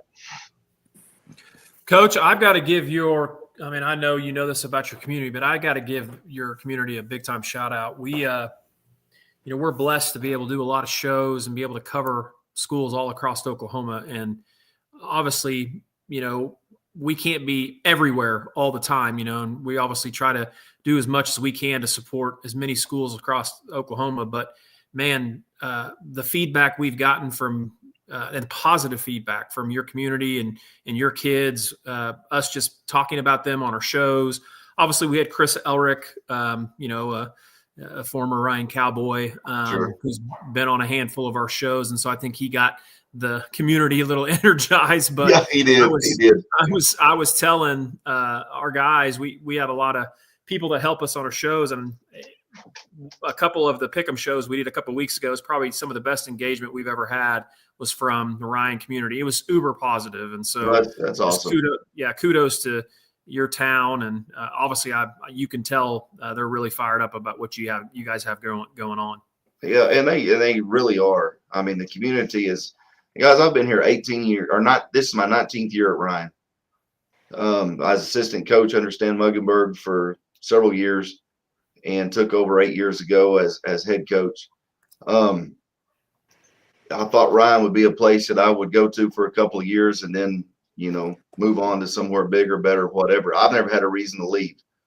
This community is just so awesome. The parent support with our kids in school, with our athletes, it's I can't describe it. I mean, it's just something that's kind of unique with this place, and it's so close knit. You know, it's a pretty cool place. I mean, be honest with you, it is. And you know, they show up to anything we do. It don't matter if we're having a trophy auction for FFA or if we're having, you know, whatever it may be.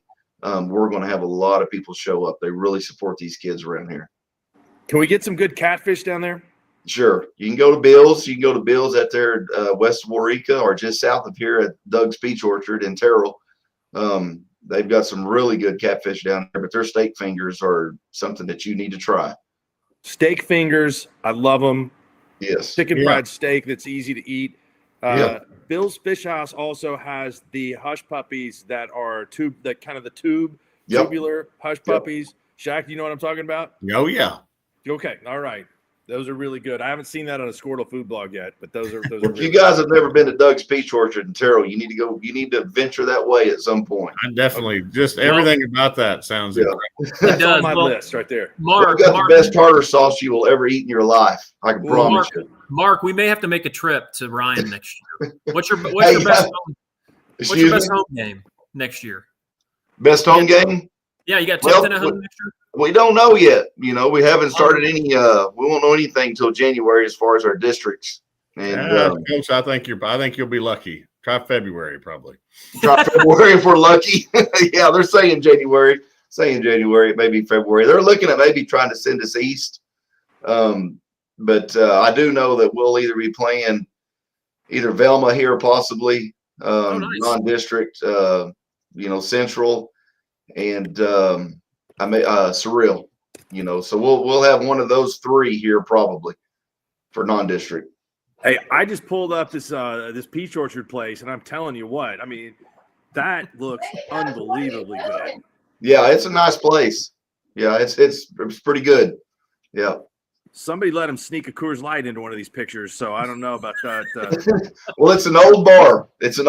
And they've still got the old bar inside of it that you can sit at. It's pretty neat. Coconut cream pie, $3.50. Yeah, I will I swear to you, on my word, that I will be at Doug's Peach Orchard sometime in the next year. Well, call me up and I'll meet you there. Okay, we're going. We'll celebrate the state championship with you. Sounds good. Congratulations. Congrats, Coach. Thanks for All right, joining us. appreciate you guys. Everything you've done this year. It's been awesome. You bet. He's going to have to stretch out after that bus ride today. He's been on that bus for a long time. He needs to celebrate. I cannot do the tartar sauce. Can't do it. Really? No, What do you put it's on got catfish? pickles and mayonnaise in it, and no, I can't do it, man. What do you put on catfish? Ketchup? I mean, lemon or nothing or ketchup. Yeah, I know ketchup probably not the right thing to do, but I don't mind it on catfish, but a good tartar sauce is pretty solid. But I The do like Bucks. mayonnaise and pickles. The Bucks are pulling away. hey, hold on just a second. I gotta let the cat in. Okay, you guys mind? No, Give go me a ahead. second. All right. Shaq, are you have Rejoice and Pahuska over there? Because it looks Yeah, like there's Rejoice been- just scored again. Yeah, it looked like so. But Rejoice scored, then Pahuska ran the kickoff back, and then Rejoice threw one up in the end zone, not to the kid going to OU, whose name I can't pronounce. Zizi Okafuizi. But it looked like Pahuska picked it off, and then it was kind of a scrum, and the refs threw up the touchdown sign. So I don't know. I don't know what happened there. So it's 42-34, and Pahuska's got it back. Are they moving the ball, or they just get it back? They just kind of got it back. I can't tell what the down distance is, but they're on like the 25. I mean, they got a ways to go. Yeah. How much time is left in that one? I don't know. That's not on the stream. There's 25 not a lot of information outside of just the game happening. 25-20 in the 6A Division II championship. Choctaw has just scored, and then now they've got the ball back. Hey guys, I just got a coach. Or Chris Wolfong was supposed to join us, but he's having some internet problems. He's actually come in queue a few times, but he wanted to share with me that he met a guy today from Ryan. He was born and raised there. He drove 3 days through 3 snowstorms to get to the game. Nice. That's I mean, how awesome is that? That's some passion. Do he live in Antarctica? I mean, how did it take him that long? Where is he from? I'm not sure. I'm going to say not California. That's dedication. Just judging by the fact blown. he's from Ryan. My mind is blown by this Doug's Peach Orchard place. We got to go. Can't believe I've never heard of this. We got to go. I've only actually driven through Ryan one time, I think. Did he say it's in Terrell, Texas? Is that right, Mark? Terrell, Oklahoma. It's on this side of the border. Oh, Terrell, Oklahoma. Okay, that's right down on the border, right? Yeah. Yes. That place is not afraid to get hit by a supercell or a mesocyclone. They get more severe thunderstorms down there than like anywhere. 1948, this place opened up. Unreal. I bet it's legit. It says travelok.com, known for their, quote, world famous tartar sauce, end quote. I mean, if it's $3.50 for coconut cream pie, you could just take a 20 in and just see what happens. Just lay it on the scores. 8 air scores, 34-28. 8 air. Over Stroud. Over Stroud, yep. Shout out Tonkawa on their sweet scoreboard graphic. That's pretty sweet. Is the Tallahena game on NFHS? Does anybody know? It should be, right? I don't know. That's a good question. Looks like Tonkawa is about to score again. Tonkawa's really opened it up here. I'm telling you, boys, the Bucks they're good. For real, I would agree. I'm probably going to pick them to win it.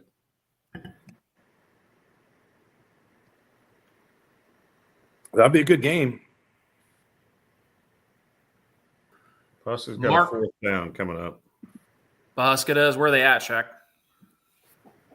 30. Their own 38. There must not be a lot of time because Heno just called a timeout.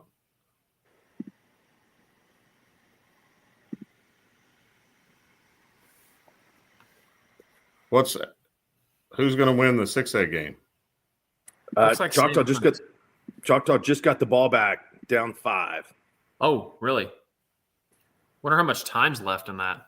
Hold on, I can tell you. I've got it. While you're pulling it up, I just need to shout out. Too many devices open. I think I may have closed my window on an NFHS to check out the Doug's Peach Orchard. That's worth it. Hold on. No, I got it. We got a replay here. 25-20. Yellow Jackets ball, 1st and 10 on their own 22, 4:19 to go. Oh, plenty of time. According to Squirtle, there's a minute left in the Husky game. I'm late too. I've got a little delay on the from where the game is because I've got a couple buddies of mine there texting me. Oh no! What happened? Fosca went for it on 4th and 1, and he broke it and was about to go down the sideline, fumbled. Rejoice recovered. Wow. I mean, I don't know that he was going to score, but he was going to make it really interesting.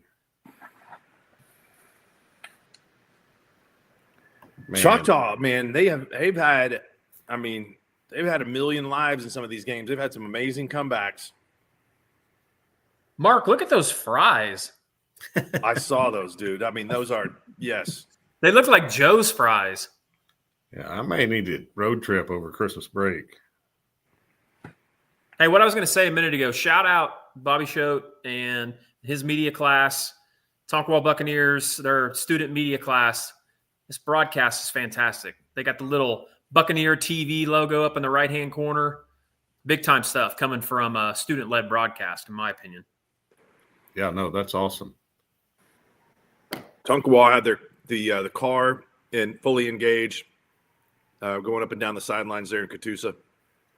Hey, did you guys see what Tonkawa does before their players run out? The native deal? Yeah, I did see that. That's cool. How awesome is that? Yeah, way cool. That is a friend of mine's son. No, really? Yeah. I thought that was great. Love the Tonkawa tribe. Russell Martin, the chief of the Tonkawa tribe there. They do a lot of great things for the community. And so that was fantastic. Looks like Tonkawa on 4th and 7 doesn't look like they're going to get it. Oh, they called him down. I don't know about that. Sand Springs has scored, so they are up 11 with the extra point coming up. How did they score? Didn't Choctaw just have the ball? Well, I just saw Choctaw throw an incomplete pass on 3rd and 21. Gotcha. They forced a punt, and then Choctaw scored a touchdown the first play after the punt. Stroud scores again, 34 all. Wow. I watched a little bit of the Stroud game earlier. The Squirtle god, Corey Rodgers, just messaged me that. I like it. 2:22 left in that one. Mark, your cat is out of control tonight. Cat cannot decide if it wants to be in or out. I don't know what's going on with the cat. Now it wants back out.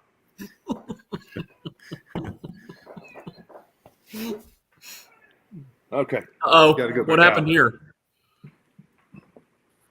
Something happened. The lights, did they fumble or? Well, it's 31-12. What was the score?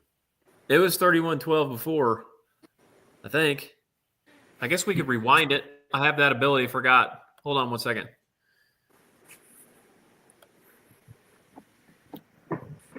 Okay.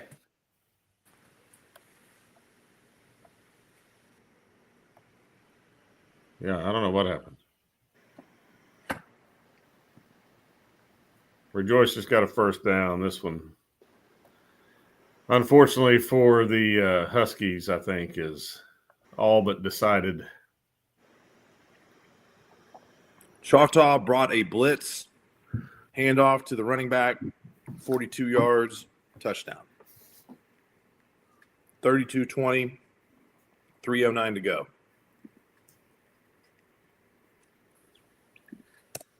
Okay, so here's the replay. I started this thing over, so. Oh, I bet did they fumble?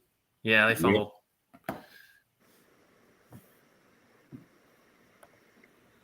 And the lights went out, and they scored. Tonkawa scored.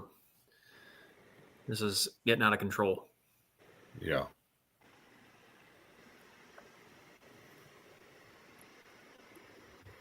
I'm trying to find the Stroud game.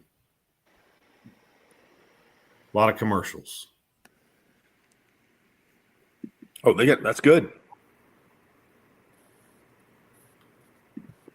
34-34. Stroud's about to kick off. Okay, let me see if I can pull up the Fairland game on NFHS. BT said he couldn't find it on NFHS. Fairland and Chelsea, August 30th, 2025. Yeah, I think Chelsea has a network. I wonder if there wasn't anybody that actually streamed it, because that's what happened in this game, in this Tonkawa. The Cola game, they weren't able to get a crew there, so that's why Tonka was able to stream. Where was the Tallahena Fairland game? Glenpool? Did I dream that? I think that's right, isn't it? You remember, Mark? Hold on, I can tell you. Choctaw is just scored. Don't ever count them out. Tallahena and Fairland was at Beggs, which Beggs actually has the Squirtle network. No, they're not you using called no, you did not call a game there with me last year. Coach Kerr. You did. I wasn't there, yes. Stop talking. What's the Choctaw Sand Springs score? Well, it's 32-26. Choctaws going for the conversion. Still 3 minutes left. Oh, yeah. 32-27, 2:45 to go. Plenty of time.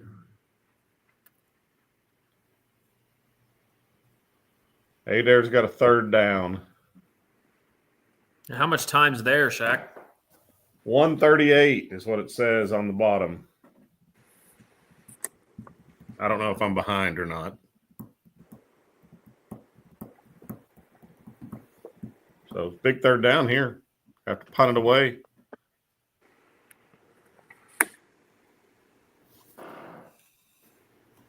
I think Tonkawa's got this one wrapped up.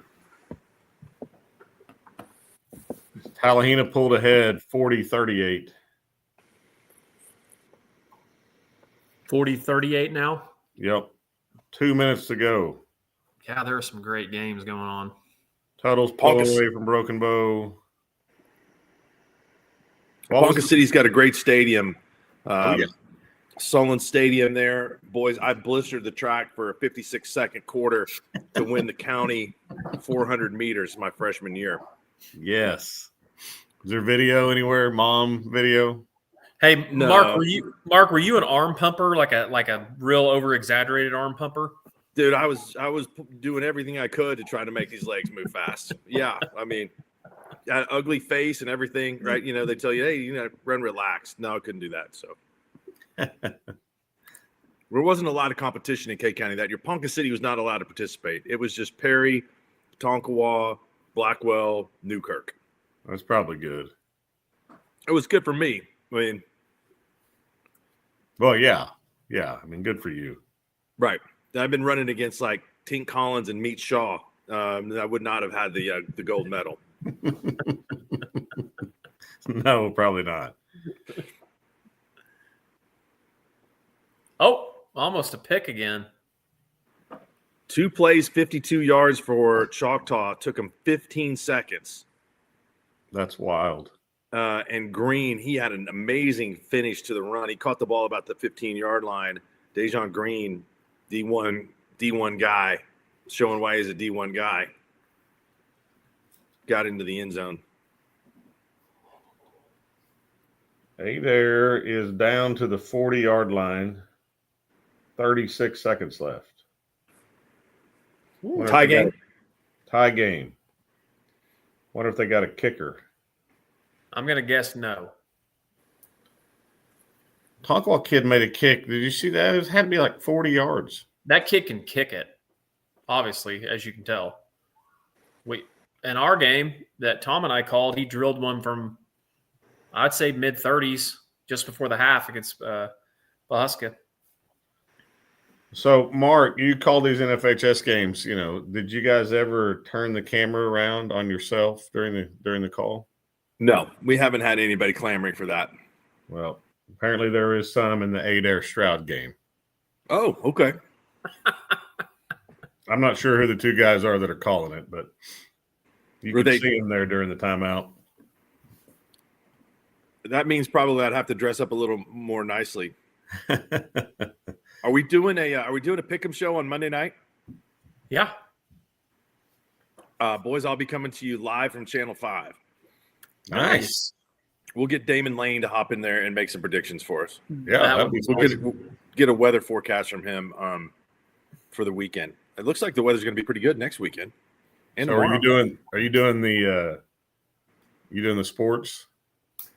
Yes, I got to fill in between 6 and 10. I've got to fill 3 minutes and 25 seconds between both sportscasts. Surely you can pull that off. Either Hannah or Keating had to go someplace, so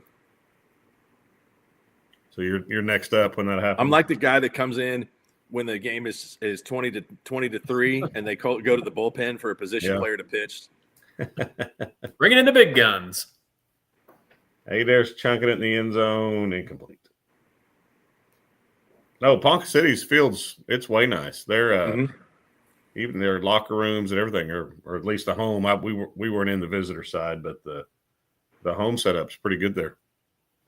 Yeah, visitor side not as good, but still old, kind of an old stadium right in the middle of town, right close to the high school.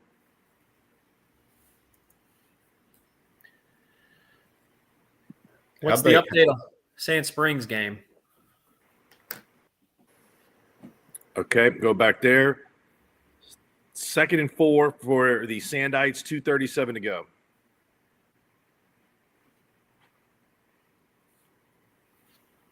Timeout. Oh, Adair broke it down to the 20, 19 seconds left. What a game.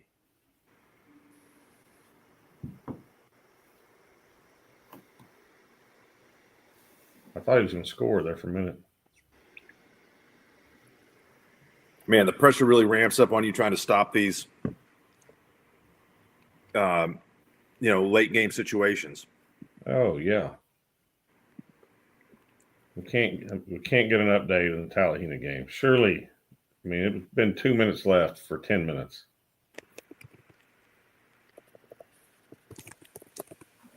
We had a score confirmed at 9:38. 40-38. I wonder if there's anybody there. Unfortunately, I don't know a whole lot of people in either Tallahena or Fairland. Unless JR made the trip. Isn't there somebody else? Who did we say the other day was from Fairland? Somebody from Sealing or something? One of my high school coaches left to go coach there as a head coach, Mark Gibson. And he was JR's coach. Overtime in the Stroud Adair game. See, I'm behind. Still 3 seconds left. You ruined it for me. Sorry. They're trying a field goal, as a matter of fact. You must miss. Are they really? Yeah. Well, don't mean to ruin it for you, but they miss it. Yeah. Number 69 in for the attempt. I'm way behind because they're calling a timeout now. I mean, what are we doing? Sand Springs just picked up a first down with 1:45 to go on a 3rd and 2. What's the timeout situation? I think we're about to get into victory formation here.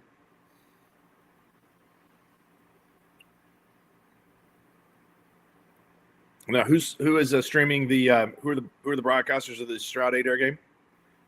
I don't know. I'm not sure. Those two guys. Shaq.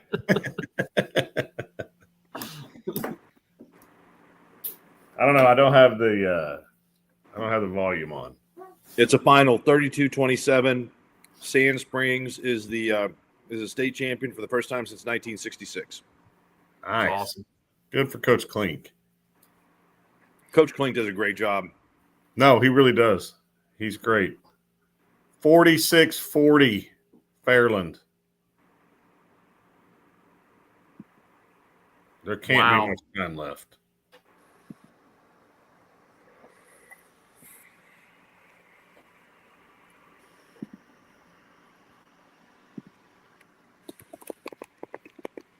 Since 1966.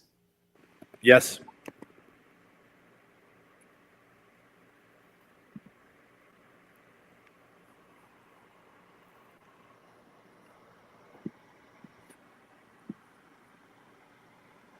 Trying to get an update. I mean, that's got to be close to a final, doesn't it? In Tallahena, Fairland. I think it's not been in the fourth quarter that long. I mean, I think they're just putting points up. Well, it said 2 minutes to go earlier, but that doesn't mean anything.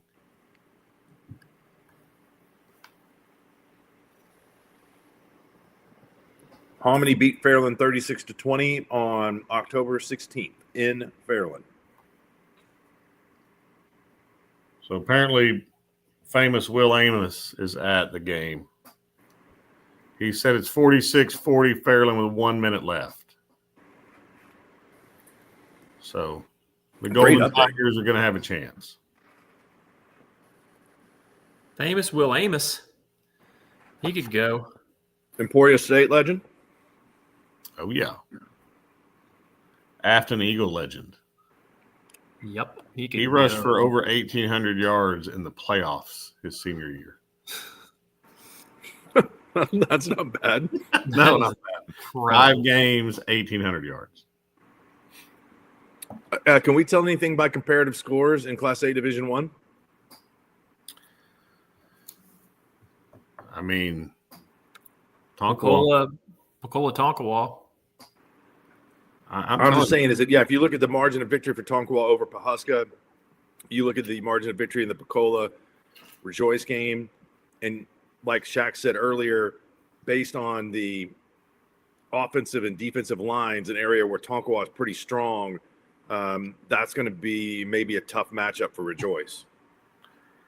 Yeah, I think it's, if you can deal with number 4 for Rejoice, then I think you got a pretty good shot. But he's a lot to deal with.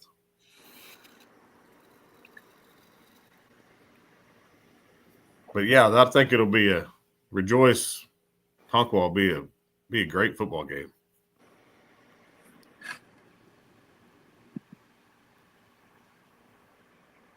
Overtime in high school is pretty wild. I mean, first and goal from the 10. We kind of take the element of field goal kicking out of it. I mean, not a lot of teams settle for it. Do you like it, Shaq? Should we see something different? No, I like it. I mean, I think it. You're gonna definitely get a winner pretty fast. I think. And it doesn't really happen all that often. Not that overtimes happen in other levels very often, but yeah, I do. I mean, I've coached for 25 years in one way, shape, or form, and I've been involved in 3 overtime games. So really, that's all? Yeah, that's crazy. Yeah, I know. That's what I'm saying. I mean, it doesn't, and 2 of them were this year. It just doesn't happen all that much. Well, you can say something that nobody else can. Is that one of them was in 2 different stadiums? Adair scores. You can see that. I'm like 10 minutes behind on the stream. I've been behind all night too. We need better. They're doing the coin toss. Shaq, it's Squirtle. There's a person there live scoring the game. I know, but still, I mean, How are we this far behind? Any update from Tallahena? Nothing. Fourth quarter. I need to see if we can get an update from. I'm got a guy in between me and Will Amos. So What do you I say? was going to say this to open up the show tonight. I was watching some of the different Squirtle basketball games and the different gyms, which is pretty cool because I have not been to near as many gyms as I have football stadiums. But the gym in Clinton deserves special accommodation. I mean, it is with all of the arena seating, auditorium seating that's built around the basketball court. Yeah, right no, it's low way there, cool. kind of built down. That is fantastic. Clinton, you got a kick-ass gym. I'm just going to say that. Oh, the Tornado Dome. It's awesome. Mm-hmm. Yeah, I've never been to a basketball game there, but I've been to a wrestling tournament. It was cool. Hey, where did you eat last? Did you go to one of the Mexican places last night, Mark? I did not. I was by myself, and so I just went to got a slice of pizza, and I then followed it up with another slice of pizza tonight from Joe's. Nice. So, now, I thought you and Hardaway had told me another Mexican place because we've got a Hidalgo's in Norman or more. That Los Arcos is pretty good. I Okay. kind of went blank last night when you text me. I don't remember what I was doing, but it kind of caught me off guard. But I'll check it. I'll check it out. I don't venture to Edmond near as much as I used to.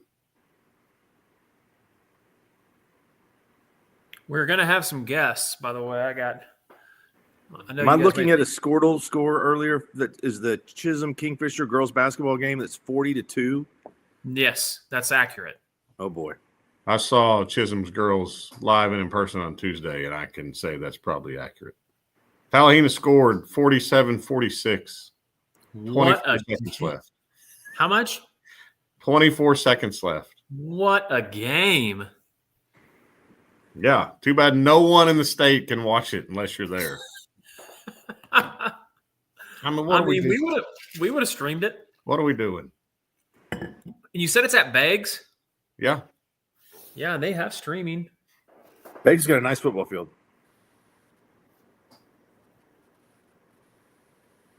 And they got an old school gym. Yeah. Don't they have one of those like FEMA domes in Beggs? Kind of like Hennessy? I think so. Like a yeah. Roundhouse? Yeah. Who's going to join us? Who we got coming up? Well, let's see. Chris Elric is going to join us at the conclusion of the Stroud Adair game because he's there watching.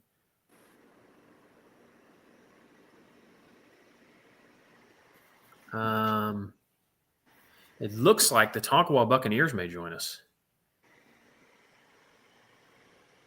They've been pretty good about coming on the show. Adair just now scored. Again? No, for the first time in overtime. No, they scored a long time ago. Hate to break it to you. Yeah, why am I watching? Oh, Adair 42, Stroud 40. Hopefully I wonder if that's probably not a final. So it looks like Adair scored, got the 2-point conversion. Let's see. I can tell you if they get a 2-point conversion, they're doing it right now. The Stroud? No, I know Adair did. Well, yeah, they didn't at first, but the Stroud kid tackled the Adair quarterback by his face mask. So they're going to get another shot at it. Yeah. About ripped his head off. The Cats got him a big hoops win tonight. Took down the other Cats? Yep, took down the alma mater.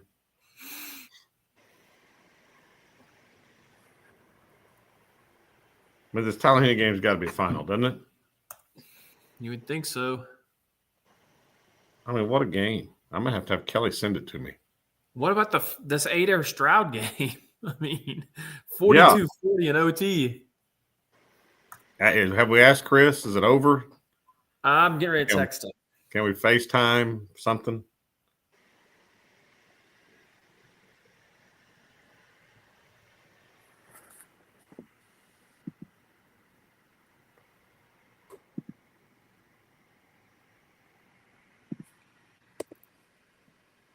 Yeah, I got. Let's see if it's a final.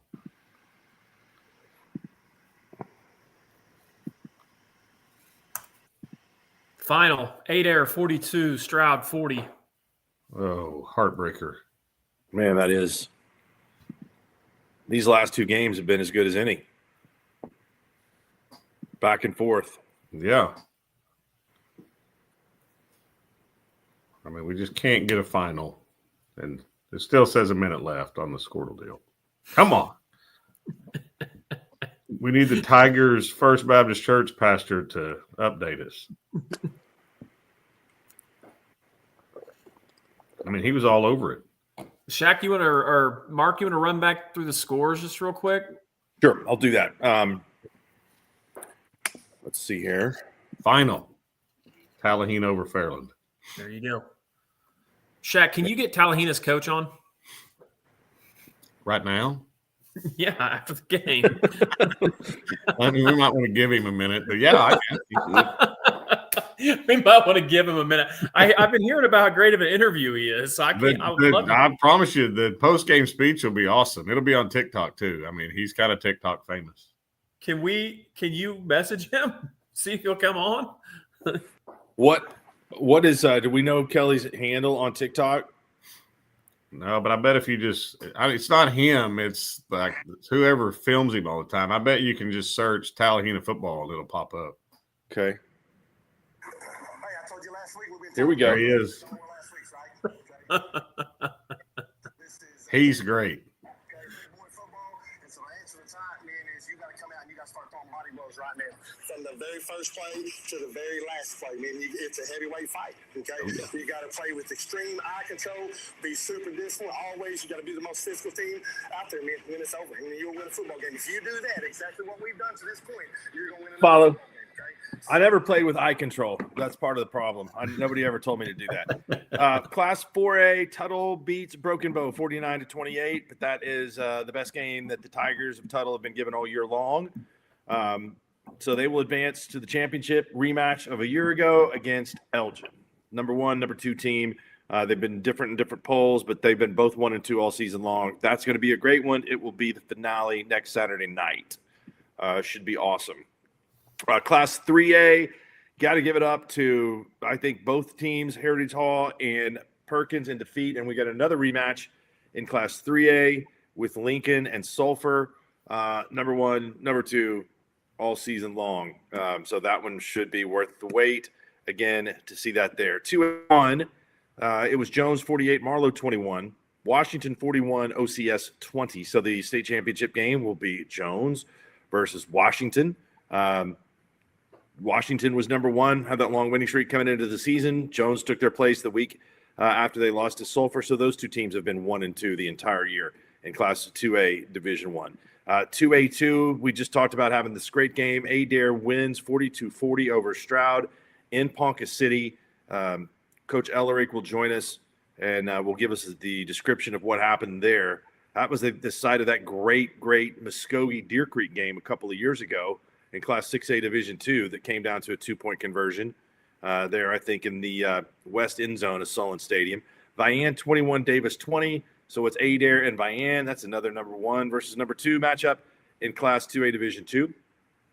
Class A Division 1, another number 1 versus number 2. Rejoice Christian holds off Pahuska 42-34 in a great ball game. And the Tonkawa Buccaneers handle Pecola 37-12. They played some really good football. They only lost to Stroud this season.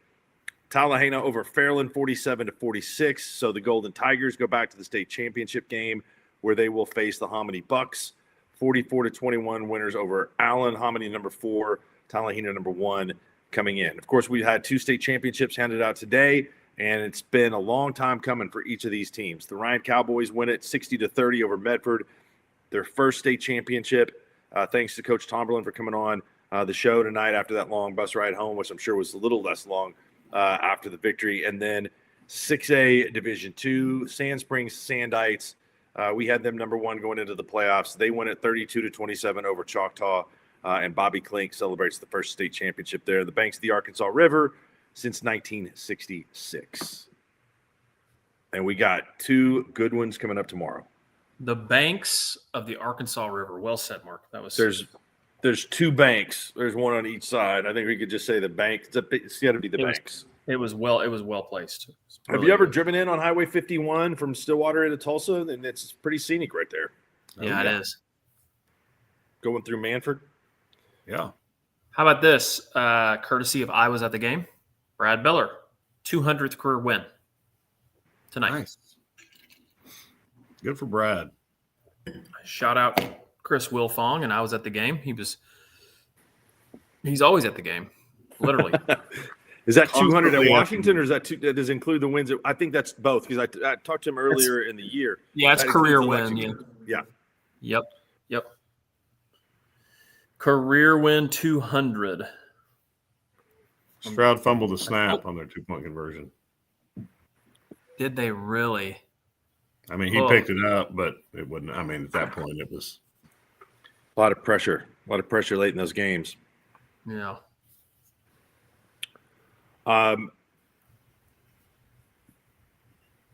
Big win tonight for Washington. My car is currently parked at Hunter Shepard's house after a tire malfunction last night in Purcell. So what did you have to Uber home? Katie came and picked me up. That was very nice of her. Helper. Yeah. You could have called Al. He could have quality assistant.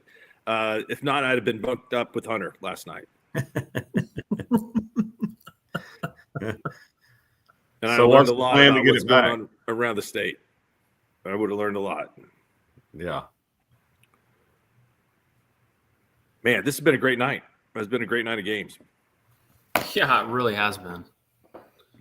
So next week, do we have that schedule, Mark, of when all those games will be next week? Yeah, we do. Okay. We want to go through that. The Class A will be on Thursday, both Class A games. Shaq, do you know which one is which? It's A2 and then A1, I'm pretty sure. Okay. A2 is at noon, and then A1 is at 7. Then it's Class 2A on Friday. Is it the same 2A2 than 2A1? I'm close here. Okay, yeah. It's Division 2 and Class A on Thursday at noon. Division 1, Class A at 7. Friday, 2A2 at noon, 2A1 at 7. And then Saturday, Class 3A at noon and Class 4A at 7. So I'll have both of those games. Todd Lisenby and I will be on the call on Saturday at noon and 7. Can't wait for that. Those will be fantastic games.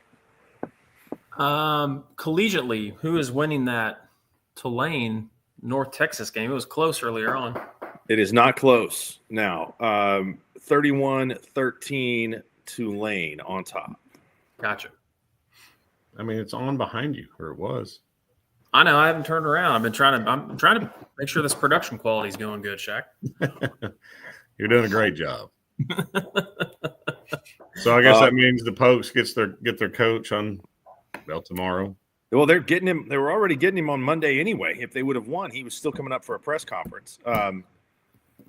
James Madison won over Troy 31-14, so they are in position to make the college football playoff. Nice. If Duke beats Virginia.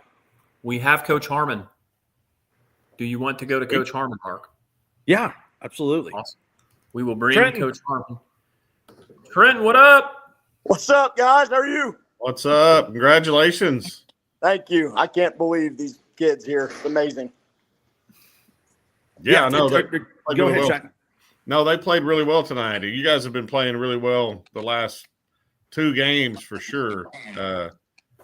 Defensively, I think you guys are as good as you need to be to go win a state championship. And offensively, you guys have been playing really well the last couple of weeks. So, kind of like not last week, but the last time you played, kind of started to dominate in the second half. Why do you think what changed? What changed from first half, second half? I give it credit to just how physical these dudes play. I think we wear on people in the second half every week. And we settled down a little bit. I'll give Cole credit. They went to some empty sets that were giving us some fits early. Again, once we got settled down, though, the physicality came in, and then our O-line took over like we were hoping. We started running the rock. So just physicality. As long as we're playing physical, I like it. Yeah, I would too. What kind of crowd you have tonight? I can't believe this place, dude. Tonkwall takes football serious here. So, hey, I appreciate you guys. We're going to load on the bus. These dudes got one thing.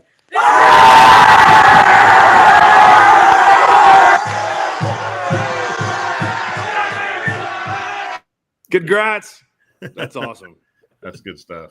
That's a good point, Shaq, on talking about what those guys have done in the second half. Like, they got pushed by Minko early, and then this game was kind of going back and forth, and it was 10-6, and Pecola had the ball. It looked like they might be able to take the lead, but then Tonkwall had that explosion in the third quarter where they just put it away really, really fast. So should be a good one.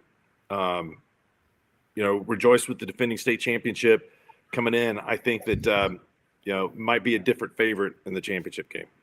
Yeah, I mean, after watching them a couple of weeks ago, I hadn't really watched any Rejoice until I watched them when I was watching the Pecola game. Don't get me wrong, they're really, really good. But they didn't look like the same team they had last year, especially up front. And when you've got freaks, it doesn't really matter sometimes. But, I think Coach Dunn talked about this earlier. I mean, and so did Coach Blankenship. A lot of times in these big games, it comes down to who can block and who can tackle and who can run the football. And Tonkwall is just really physical. I mean, I haven't watched them live this year, but just watching them on film and then just watching them, on Squirtle, they just fly around the football, and they put 11 guys on the defensive side of the ball that do not mind sticking their face on your face, and that matters a lot. That's hard to do in high school football. I'm just going to be honest. Find 11 kids that will do that, and they've figured that part out. So, I think they're bringing another gold ball back to K County. They're in K County, right? K County. Compton, Nero, and ZZ Oak Cliff Louise are going to be tough to stop. I mean, they can keep anybody in a game. I think for Tonkwall, they have to sustain their drives and do what they've kind of done all year. Because you saw the explosiveness of Rejoice tonight in that game against Pawhuska. I mean, just when they were threatened, they were able to come right back and score. Yeah, there were 2 kickoff returns for touchdowns and a punt return down to like the 5 between both teams tonight. So special teams were big tonight. But I think Tonkwall's they don't have the same kind of athletes, but they've got enough athletes that I think they can match up with Rejoice as well as anybody in Class A can. So I think you combine that with just like Coach Harmon said, just how physical they are up front. I think it'll prove to be the difference. Now that being said, Coach Marley does a great job, and he'll have a plan, and it'll probably be one heck of a football game. I have been able to see Tonkwall in person. Every bit of what Shaq is saying is accurate. Seeing him in person, the biggest thing I came away with was just control on both sides of the line of scrimmage. They're very sound, like Shaq said, defensively. They're very multiple defensively. They bring a lot of different kinds of pressures, and they can do that because the back end of their D-line's great. Big kids up front that can move, and then their secondary and their linebackers are all like clones of each other.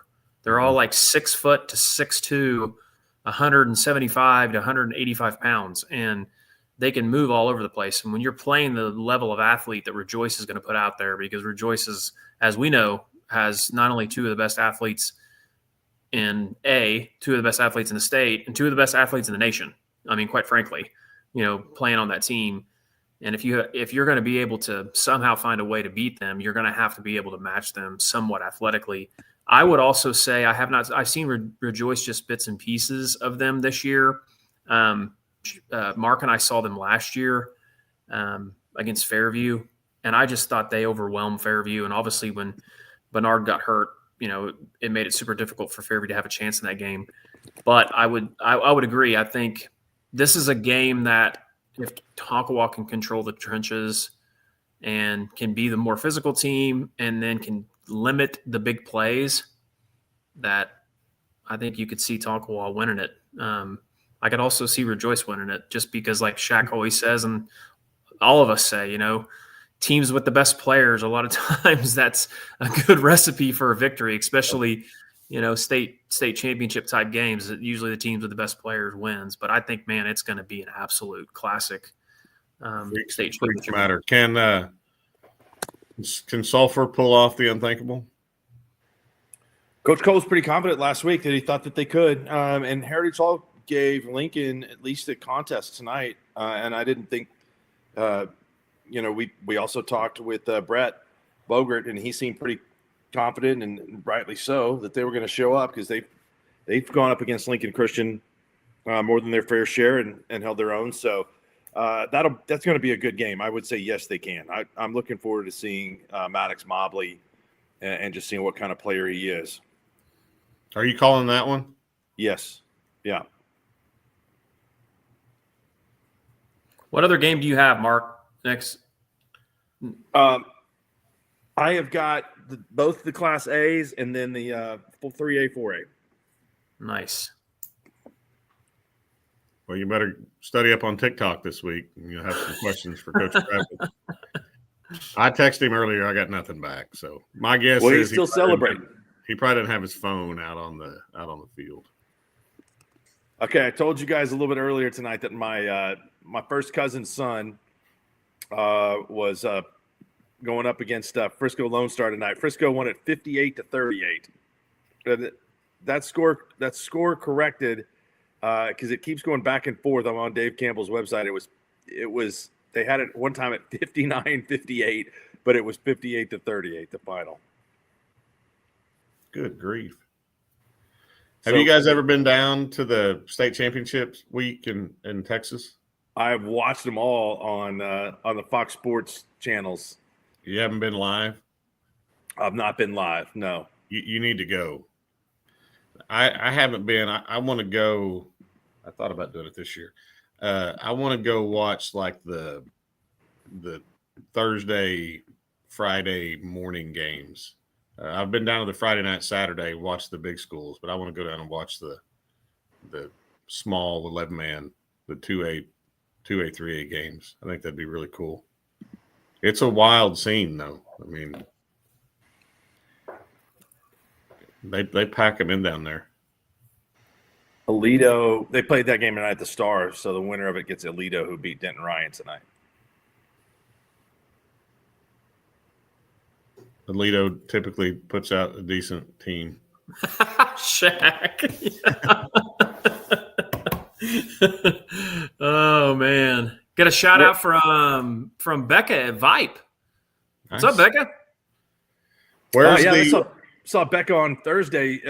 She was out there with Rod delivering the programs. It was pretty cold. It was pretty cold when they showed up. Yeah, that noon game was kind of chilly at first. I wonder if Rebecca was at the game in Bristow tonight. Who played in Bristow? Lincoln and Heritage Hall. Heritage Hall. There is a great, I can't remember the name of it, but there's a great hamburger place almost right across the road from the football stadium in Bristow. Convenience store? No, it's like, I mean, it looks like one of those, like old timey, like it's got a bar with, like 12 stools in it and then like, 7 or 8 booths. It's cheaper if you pay with cash. I mean, it's legit. I need to I got some stats from WashingtonWarriors.tv, TJ Scholes. Washington ran for 400 yards tonight, 190 from Javian Hall, and 177 from Josiah Dickerson. It's not bad. Those are two really good running backs, man. Yeah, I guess that's not quite 400, but you know what I mean. It rounds up to it. Well, I mean, the quarterback carried any? Yeah, good point. He probably could have. He's pretty decent too. But it's an incredible combination between Hall and Dickerson. Dickerson is not big, but man, can he move, and has got just electricity and juice. And then Hall is a big kind of strider of a running back that is difficult to tackle. So Washington's got a little bit of everything. It's called the Anchor, is what Coach Brandon Barnett, let me know. Okay. The one in Bristow? Yep, the Anchor. He said the hamburgers are massive. Yeah, they're way good. I stopped there last year on our way to somewhere to basketball. Where did we play area at last year? Somewhere Old Mulgee or something like that? Yeah, wasn't it? I think so. I think Chris is getting ready to come on.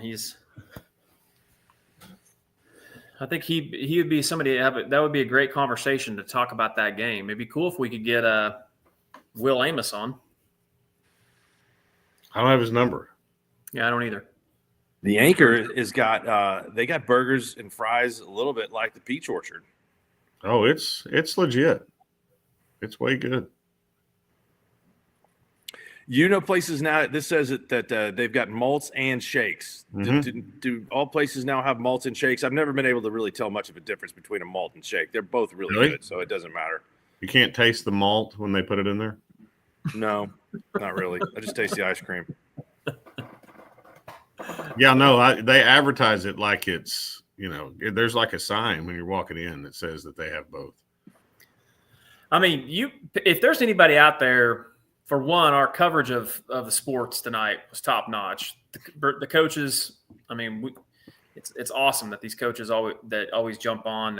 They give us their time, but the food tonight, of all of our recap shows, tonight has been the night where we've taken the food up a notch. Would you guys agree with that? We started with the Flamingo and Swisher's Adventures. That was an early comment. The Peach Orchard got brought up. Help me out from here. I mean, the Anchor, Flamingo. Yep. I feel like there was another one.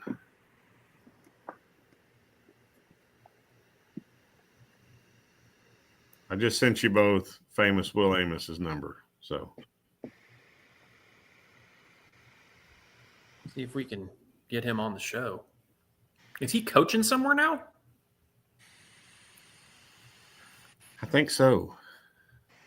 I think he was at Wyandotte at one point. I don't know. Let me find out. This hot dog at the Anchor does not look as good as some of the other stuff in there. You got to go burger. I mean, don't stray away from what, the reason you're going. Right. Okay, I got that place. Get that place put on the list also. Yeah, it's legit. I've actually been twice. Sometimes when I go to Tulsa, I like to take the back roads. We happened by it. He's at J. Will is. Now I just saw a big. We don't have to ask him all these hard hitting questions, but I just saw a big brouhaha on Facebook that Jay has canceled the series with Grove, and it's been going on for 100 years, and they're not going to play next year. Yeah, I saw that too. I didn't take a deep dive into it other than because that could have been a rabbit hole. There was like 700 comments or something. But I read most of them, and most of them were wondering how one person can make that decision. Yes, there's some definite ill will towards a few people in Jay right now. I do believe that one person can make that decision. Right? They can. Yep. It always stops with one person. Yeah. That person can generally make whatever decision they want. The coach, the AD, or the superintendent, all three are capable of making that decision. Just have to convince the others.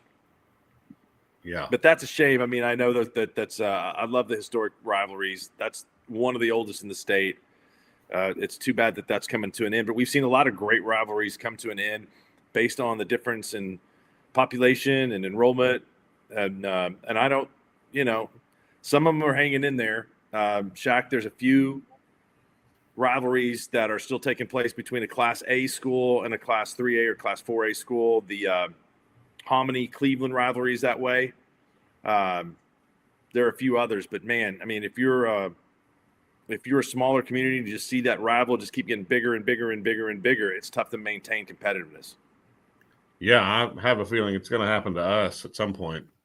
We're going to get to the point where probably we're a little bit too big that Crescent's probably going to say it doesn't really make a lot of sense for us to play you, which will be a shame, but I'll understand if I'm still around here. But, I'm hoping because we've gotten a little bit bigger, we might lose that one, but I think we can get Hennessy and Kingfisher to, we've played Hennessy the last 2 years, hoping we can start one with Kingfisher. And if that's the case, I mean, that'll probably last definitely as long as I plan on being around here, or as they're planning on having me around here. But that'll be a cool one. So, yeah.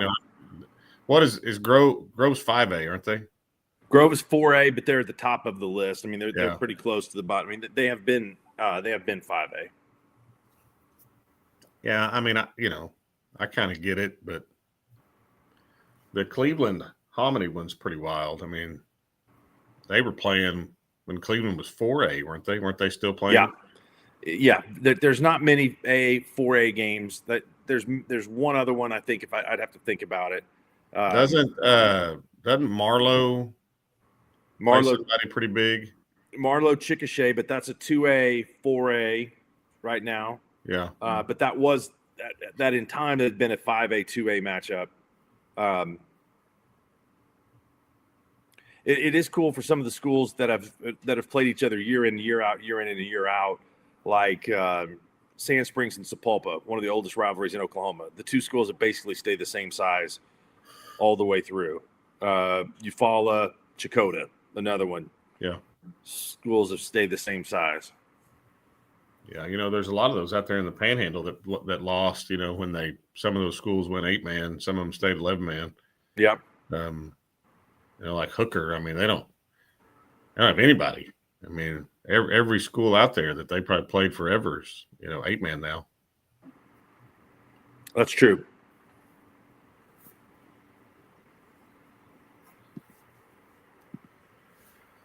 What's Chris doing? Driving?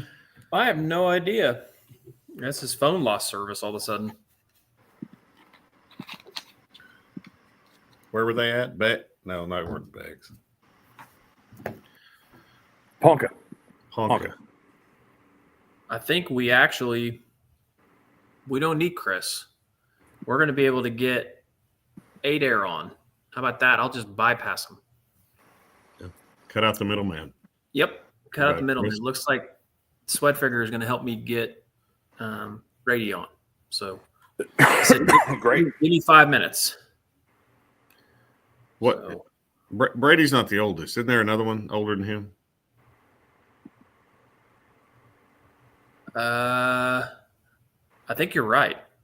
Because we went up there and played like in 2009, 10. I can't remember.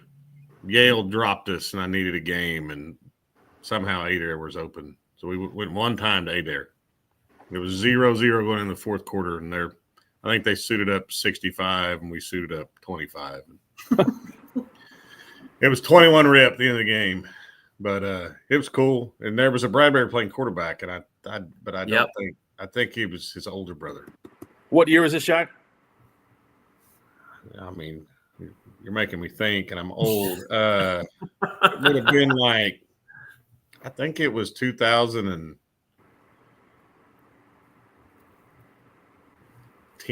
I'm probably getting the text right now that's telling me. 2011. BJ Bradbury was the quarterback. Yeah, 2011.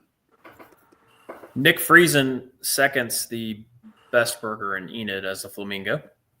Nick, great job with the Enid News and Eagle, also Northwest Oklahoma Sports podcast. I would happen to agree with him. Oh, it's way good.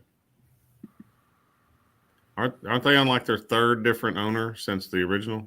I do. Well, the original was there for a long time, and then I think they went through 2 different owners, but it's still really good. They've obviously been able to keep the same recipe. They kind of like try to change the menu up like a little bit, and then which I don't think was necessarily a bad thing. I think they just put too many options on there, and then they kind of have gone back to the original menu, but they have a few more sides now. So I don't remember the chili cheese tater tot being an option last time. Yeah, I don't think they were. Like, that's what I'm saying. Like, they added like tots and stuff. You used to be able to get chili cheese nachos, which you still can. Oh yeah, like those are awesome. But yeah, the tots and some of the sides are recent additions. What about the pickled egg? Oh yeah, I get a pickled egg every time with hot sauce, salt and pepper. You got to. And so you're saying the burgers have some kind of special seasoning on them? I mean, that there's a recipe, or I mean, it's not. There's the flat top that's been there for 45 years. That's all you need. Same right? flat top. Yeah, same flat. They kept the same flat top. That's why they taste the same. I'm telling you. I mean, Mark, you've had one, right? No. Oh my, that's blasphemy. No, I know. I have not. I mean, you need to go tomorrow. You know, he's not playing. Well, I mean, what I'm else? telling you, the Flamingo Burger is so good. Meet Adam, make him buy you lunch. All right, looks like we got Chris Elrick. You guys want to go to Chris? Yeah. All right, here we go. Coach Elrick. What's up? Are you driving, or did you make your boy drive? No, make Carrie drive. Yeah, good. She loves driving at night and weird places she's never been, so this should be a good adventure. Help her. Yes. So what happened? What happened in that game tonight? Was it back and forth, and how does it look? It was all that plus a bag of chips. It was a really, really good high school football game. Two, I guess, diametrically opposed offenses, but man, 22 kids on the field laying it on the line every single snap. I mean, a lot of guts, a lot of heart, and I know somebody's going to win and somebody's going to lose, but it was it was a really good high school football game. Adair gets a pick six the last play of the first half and goes 99 with it, which was a huge momentum play. I think that put Adair back up 16-14. Stroud was trying to punch it in and go up 2 scores. Pick last play of the first half. They house it. But then Stroud gets the first series, gets the kickoff for the second half, goes on a drive, a short drive, broke a long run, goes down and scores. Stroud ends up being up a couple touchdowns. Adair comes back, takes the lead late in the fourth, and goes up 6. Stroud gets it with about 3 minutes.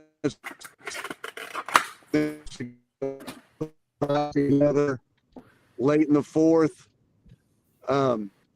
just miss on a couple big plays and end up with a 4th and 8 from probably the 25-30 and go reverse pass, pitch it back to the quarterback, the kid that started the reverse, wheels down the sideline, touchdown. Had a chance to tie it up with the PAT. Something funky happened, missed the PAT, goes overtime. Adair scores, gets the 2 point. Stroud scores, gets tackled, no 2 point, ball game. What a game! We were following it. What a game! It was a lot. It was active, to say the least. Just real quick, just because I'm close to a lot of these kids. First of all, I thought Stroud's coaches, both sidelines, well coached, hard fought. Coach Presley called a heck of a game on offense. But man, Tristan Baker at linebacker and running back for Stroud, he's as good of an inside linebacker in high school football at this level as you'll see. Jacob Beck played his tail off, playing safety and running back. The Jerry Jones, a quarterback outside linebacker, had a heck of a game. He's a good quarterback, but man, to line up against Adair and play 9-tech and quarterback, I mean, you just see that in high school football. So tip of the hat to him too. And really all the kids on both sides. It was just a really good football game. Are all those kids you named seniors? Yes. All those guys are. The receiver for now the receiver, the Aiden Collie kid's 13. He's a junior. And you got kind of a weird thing for Stroud. They started 2 freshmen tonight. So, you know, that, and I thought those kids held their ground and did a really good job. But yeah, that's probably good news for you that 4 and 5 and 22 and 11 are graduating. Yeah, that's good news for us. So did you go to the Ryan game today? Ryan Cowboys, let's go. Number 1 in the bank. They're going to go on a run now. You better watch out. They got the first one out of the way. Yeah, Chris got photo creds with Squirtle. He's becoming a full-time employee for Squirtle. I was harassing him the whole I'm waiting time. on my first check to hit I'll send you my Cash App. No, that was a lot of fun. I actually got the opportunity to talk to the team before the game, and then for the game I went up and stood with a bunch of old Ryan guys up in the stands, and we yelled cool stuff like "get him" and "tackle" and "hit somebody." It was awesome. Yeah. Well, you guys got to get in. No, you do. No, the Ryan game was good. And I talked to some of you guys during the game through text, but the quarterback for Ryan he's a really good player. He had to have somewhere in the neighborhood of 400 yards rushing today. 391. 391 and 7 touchdowns. Yeah. That's a decent outing. Good for him. I think I had 391 in my 4 years of football. So 38 carries. But hey, Chris, thanks for joining, man. Have a safe trip back and enjoy the day. Hey, I appreciate it. You guys be good. We'll see you. See you. All right. Very good. We got the Brady Adair Warriors head coach with us. There he is. What's up, guys? Can you hear me? We got you, Brady, man. Oh, congratulations. What a game. Are your nerves, are you calm enough yet to be able to talk to us? Oh no. I'm still in shock. Still in shock. It was awesome. It was a battle tonight. No, I was watching it or trying to watch it, and I was behind, so Adam kept ruining everything that was about to happen for me. But first overtime game for you as a coach? Yes. So yes, it is. Yep, it was. So did they won the toss, went on defense? So you scored and went for 2. Did you think about kicking an extra point? No. We went for 2 all night. We tried to kick a field goal to win it, but we missed it. So that kind of told me we need to go for 2. Yeah, well, that makes sense. Well, congratulations, man. That was those police are going down to the Fox. Yeah, come to get us. So how long has it been since Adair's been in the finals? 2015, 10 years ago, actually. So Coach Lippy and them, good team. Well, that's awesome. Well, congratulations on making it back. And I told somebody else this, so I'm going to tell you the same thing, and you can take it or leave it. But take some time next week for yourself when you're out there before the game. Just 2 minutes by yourself, get away from everybody, and just soak it in, because you never know if you're going to be back. And even if you do, there's nothing like the first time you get to go. So absolutely. So make sure you do that. You'll appreciate it at some point in your life. Yes, sir. Will do. I will. Hey, Brady, before we let you go, tell us about a couple of kids on your team. I know your quarterback has been fantastic. I mean, tell us who's making a lot of plays for you guys. Cooper McCord's our quarterback and middle linebacker. He struggled throwing it tonight, but he showed unbelievable resiliency, and he probably ran, I don't know what he ran. It had to be 35, 40 times tonight. And he found a way to get it done for us. Number 6, Ethan Stevens, our running back and corner. He did a great job on number 13 tonight. Didn't give up any big plays to number 13 from Stroud. Then we had a couple young guys play really well. We had a freshman at defensive end. Zach Wilson played his tail off tonight. And then a sophomore inside linebacker, Jacob Graves, played really well as well. Well, you guys, it should be a great game. You guys got Vian coming up this week in the championship, and we're all looking forward to it. So we appreciate you joining us after this game, and congratulations to you guys on getting the win. Appreciate it. Thanks for having me on. You bet. Good luck, Coach. Good luck. All right. Thanks, guys. That's not a short bus ride from Ponca City to Adair. You guys want to bring former state champion Will Amos in? Yeah, bring him on. I think he's on his cell phone, but he said he can hear us and he has audio, so I'm going to add him to the stage. Will, what's up? What's up, guys? Not much. So tell us about Tallahena Fairland. Seemed like a wild one. It was crazy. I mean, I feel like first off, I should shout out my little brother. You know, it's his senior year. They made it to the semis. It was fun to watch him from the time he was little till now, you know. But kind of back and forth, high-scoring game. Fairland faked a punt late in their own territory, and Tallahena kind of capitalized on it. How about the two quarterbacks in the game, Will? Both really, really good?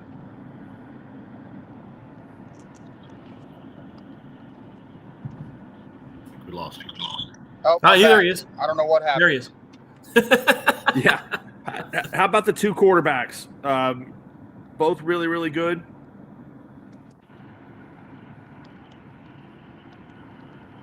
Jack, can you translate for me? Will, can you hear us? Yeah, you're back. I don't know what happened. Tell us about the two quarterbacks. How'd they play? Man, I got to coach the Shirts kid his sophomore year. He's unbelievably talented, and some program's going to be really lucky to have him.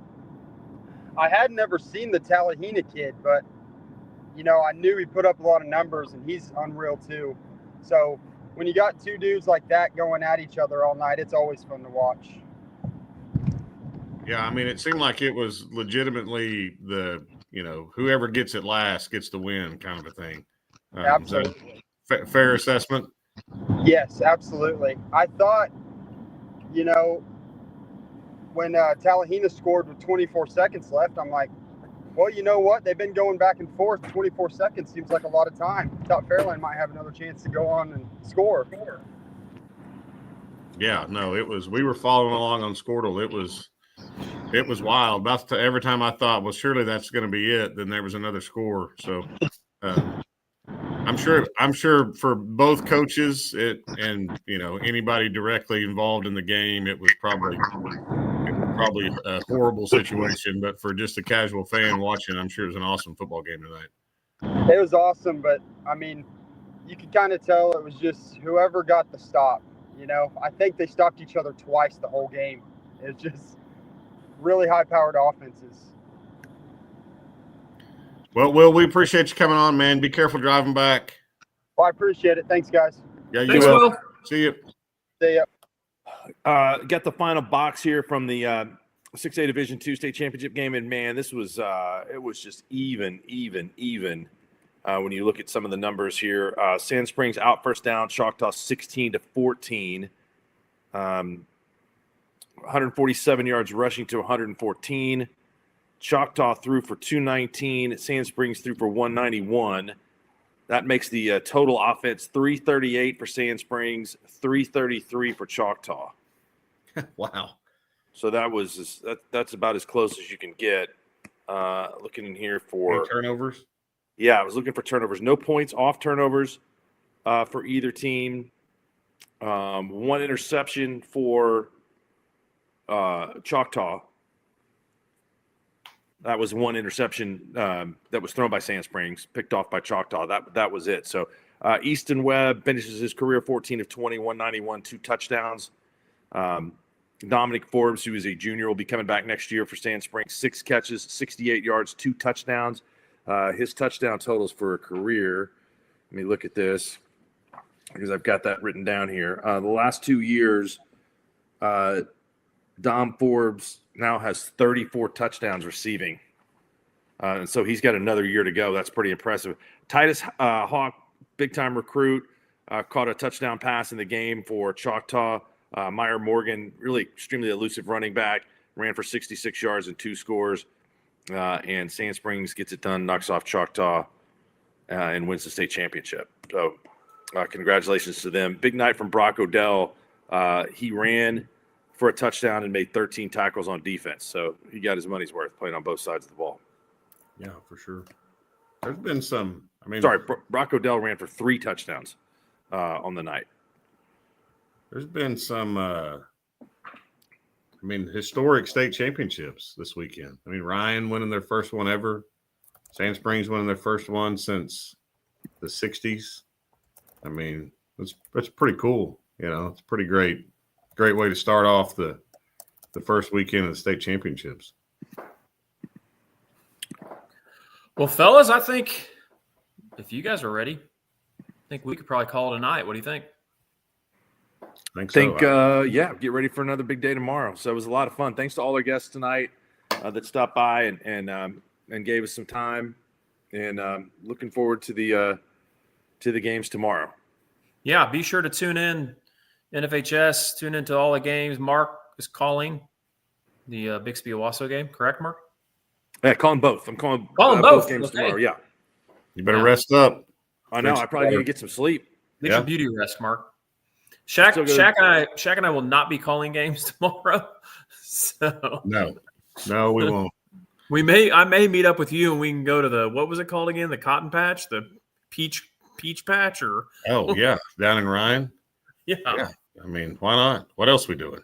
Doug's Peach Orchard. Yes, Peach Orchard, Doug's yes. Peach Orchard. Yeah. We need to I get mean, them there's to no OU sponsor. game. Traffic will be light going down. Yeah. We need to get them to sponsor the Friday night recap show. Friday night recap show sponsored by Doug's Peach Orchard. Yeah. Well, Mark, thanks, man. I appreciate you. Thanks, Shaq. Thank you guys. It was a lot. It was a lot of fun. Yeah. And so we'll have a lot to talk about in the next couple of weeks. So, boys, thanks for all the guests tonight. Thanks, Shaq. Thanks, Adam. We'll see you again soon here on another Squirtle Friday Night Recap. Brahms is bringing the heat. Introducing Brahms new spicy chicken sandwiches. Flavor this good just can't be beat. Brahms crispy, tender, spicy chicken delivers just enough kick to ramp up our original recipe. Get it regular or club style with crispy bacon and American cheese. Add on Brahms sauce for that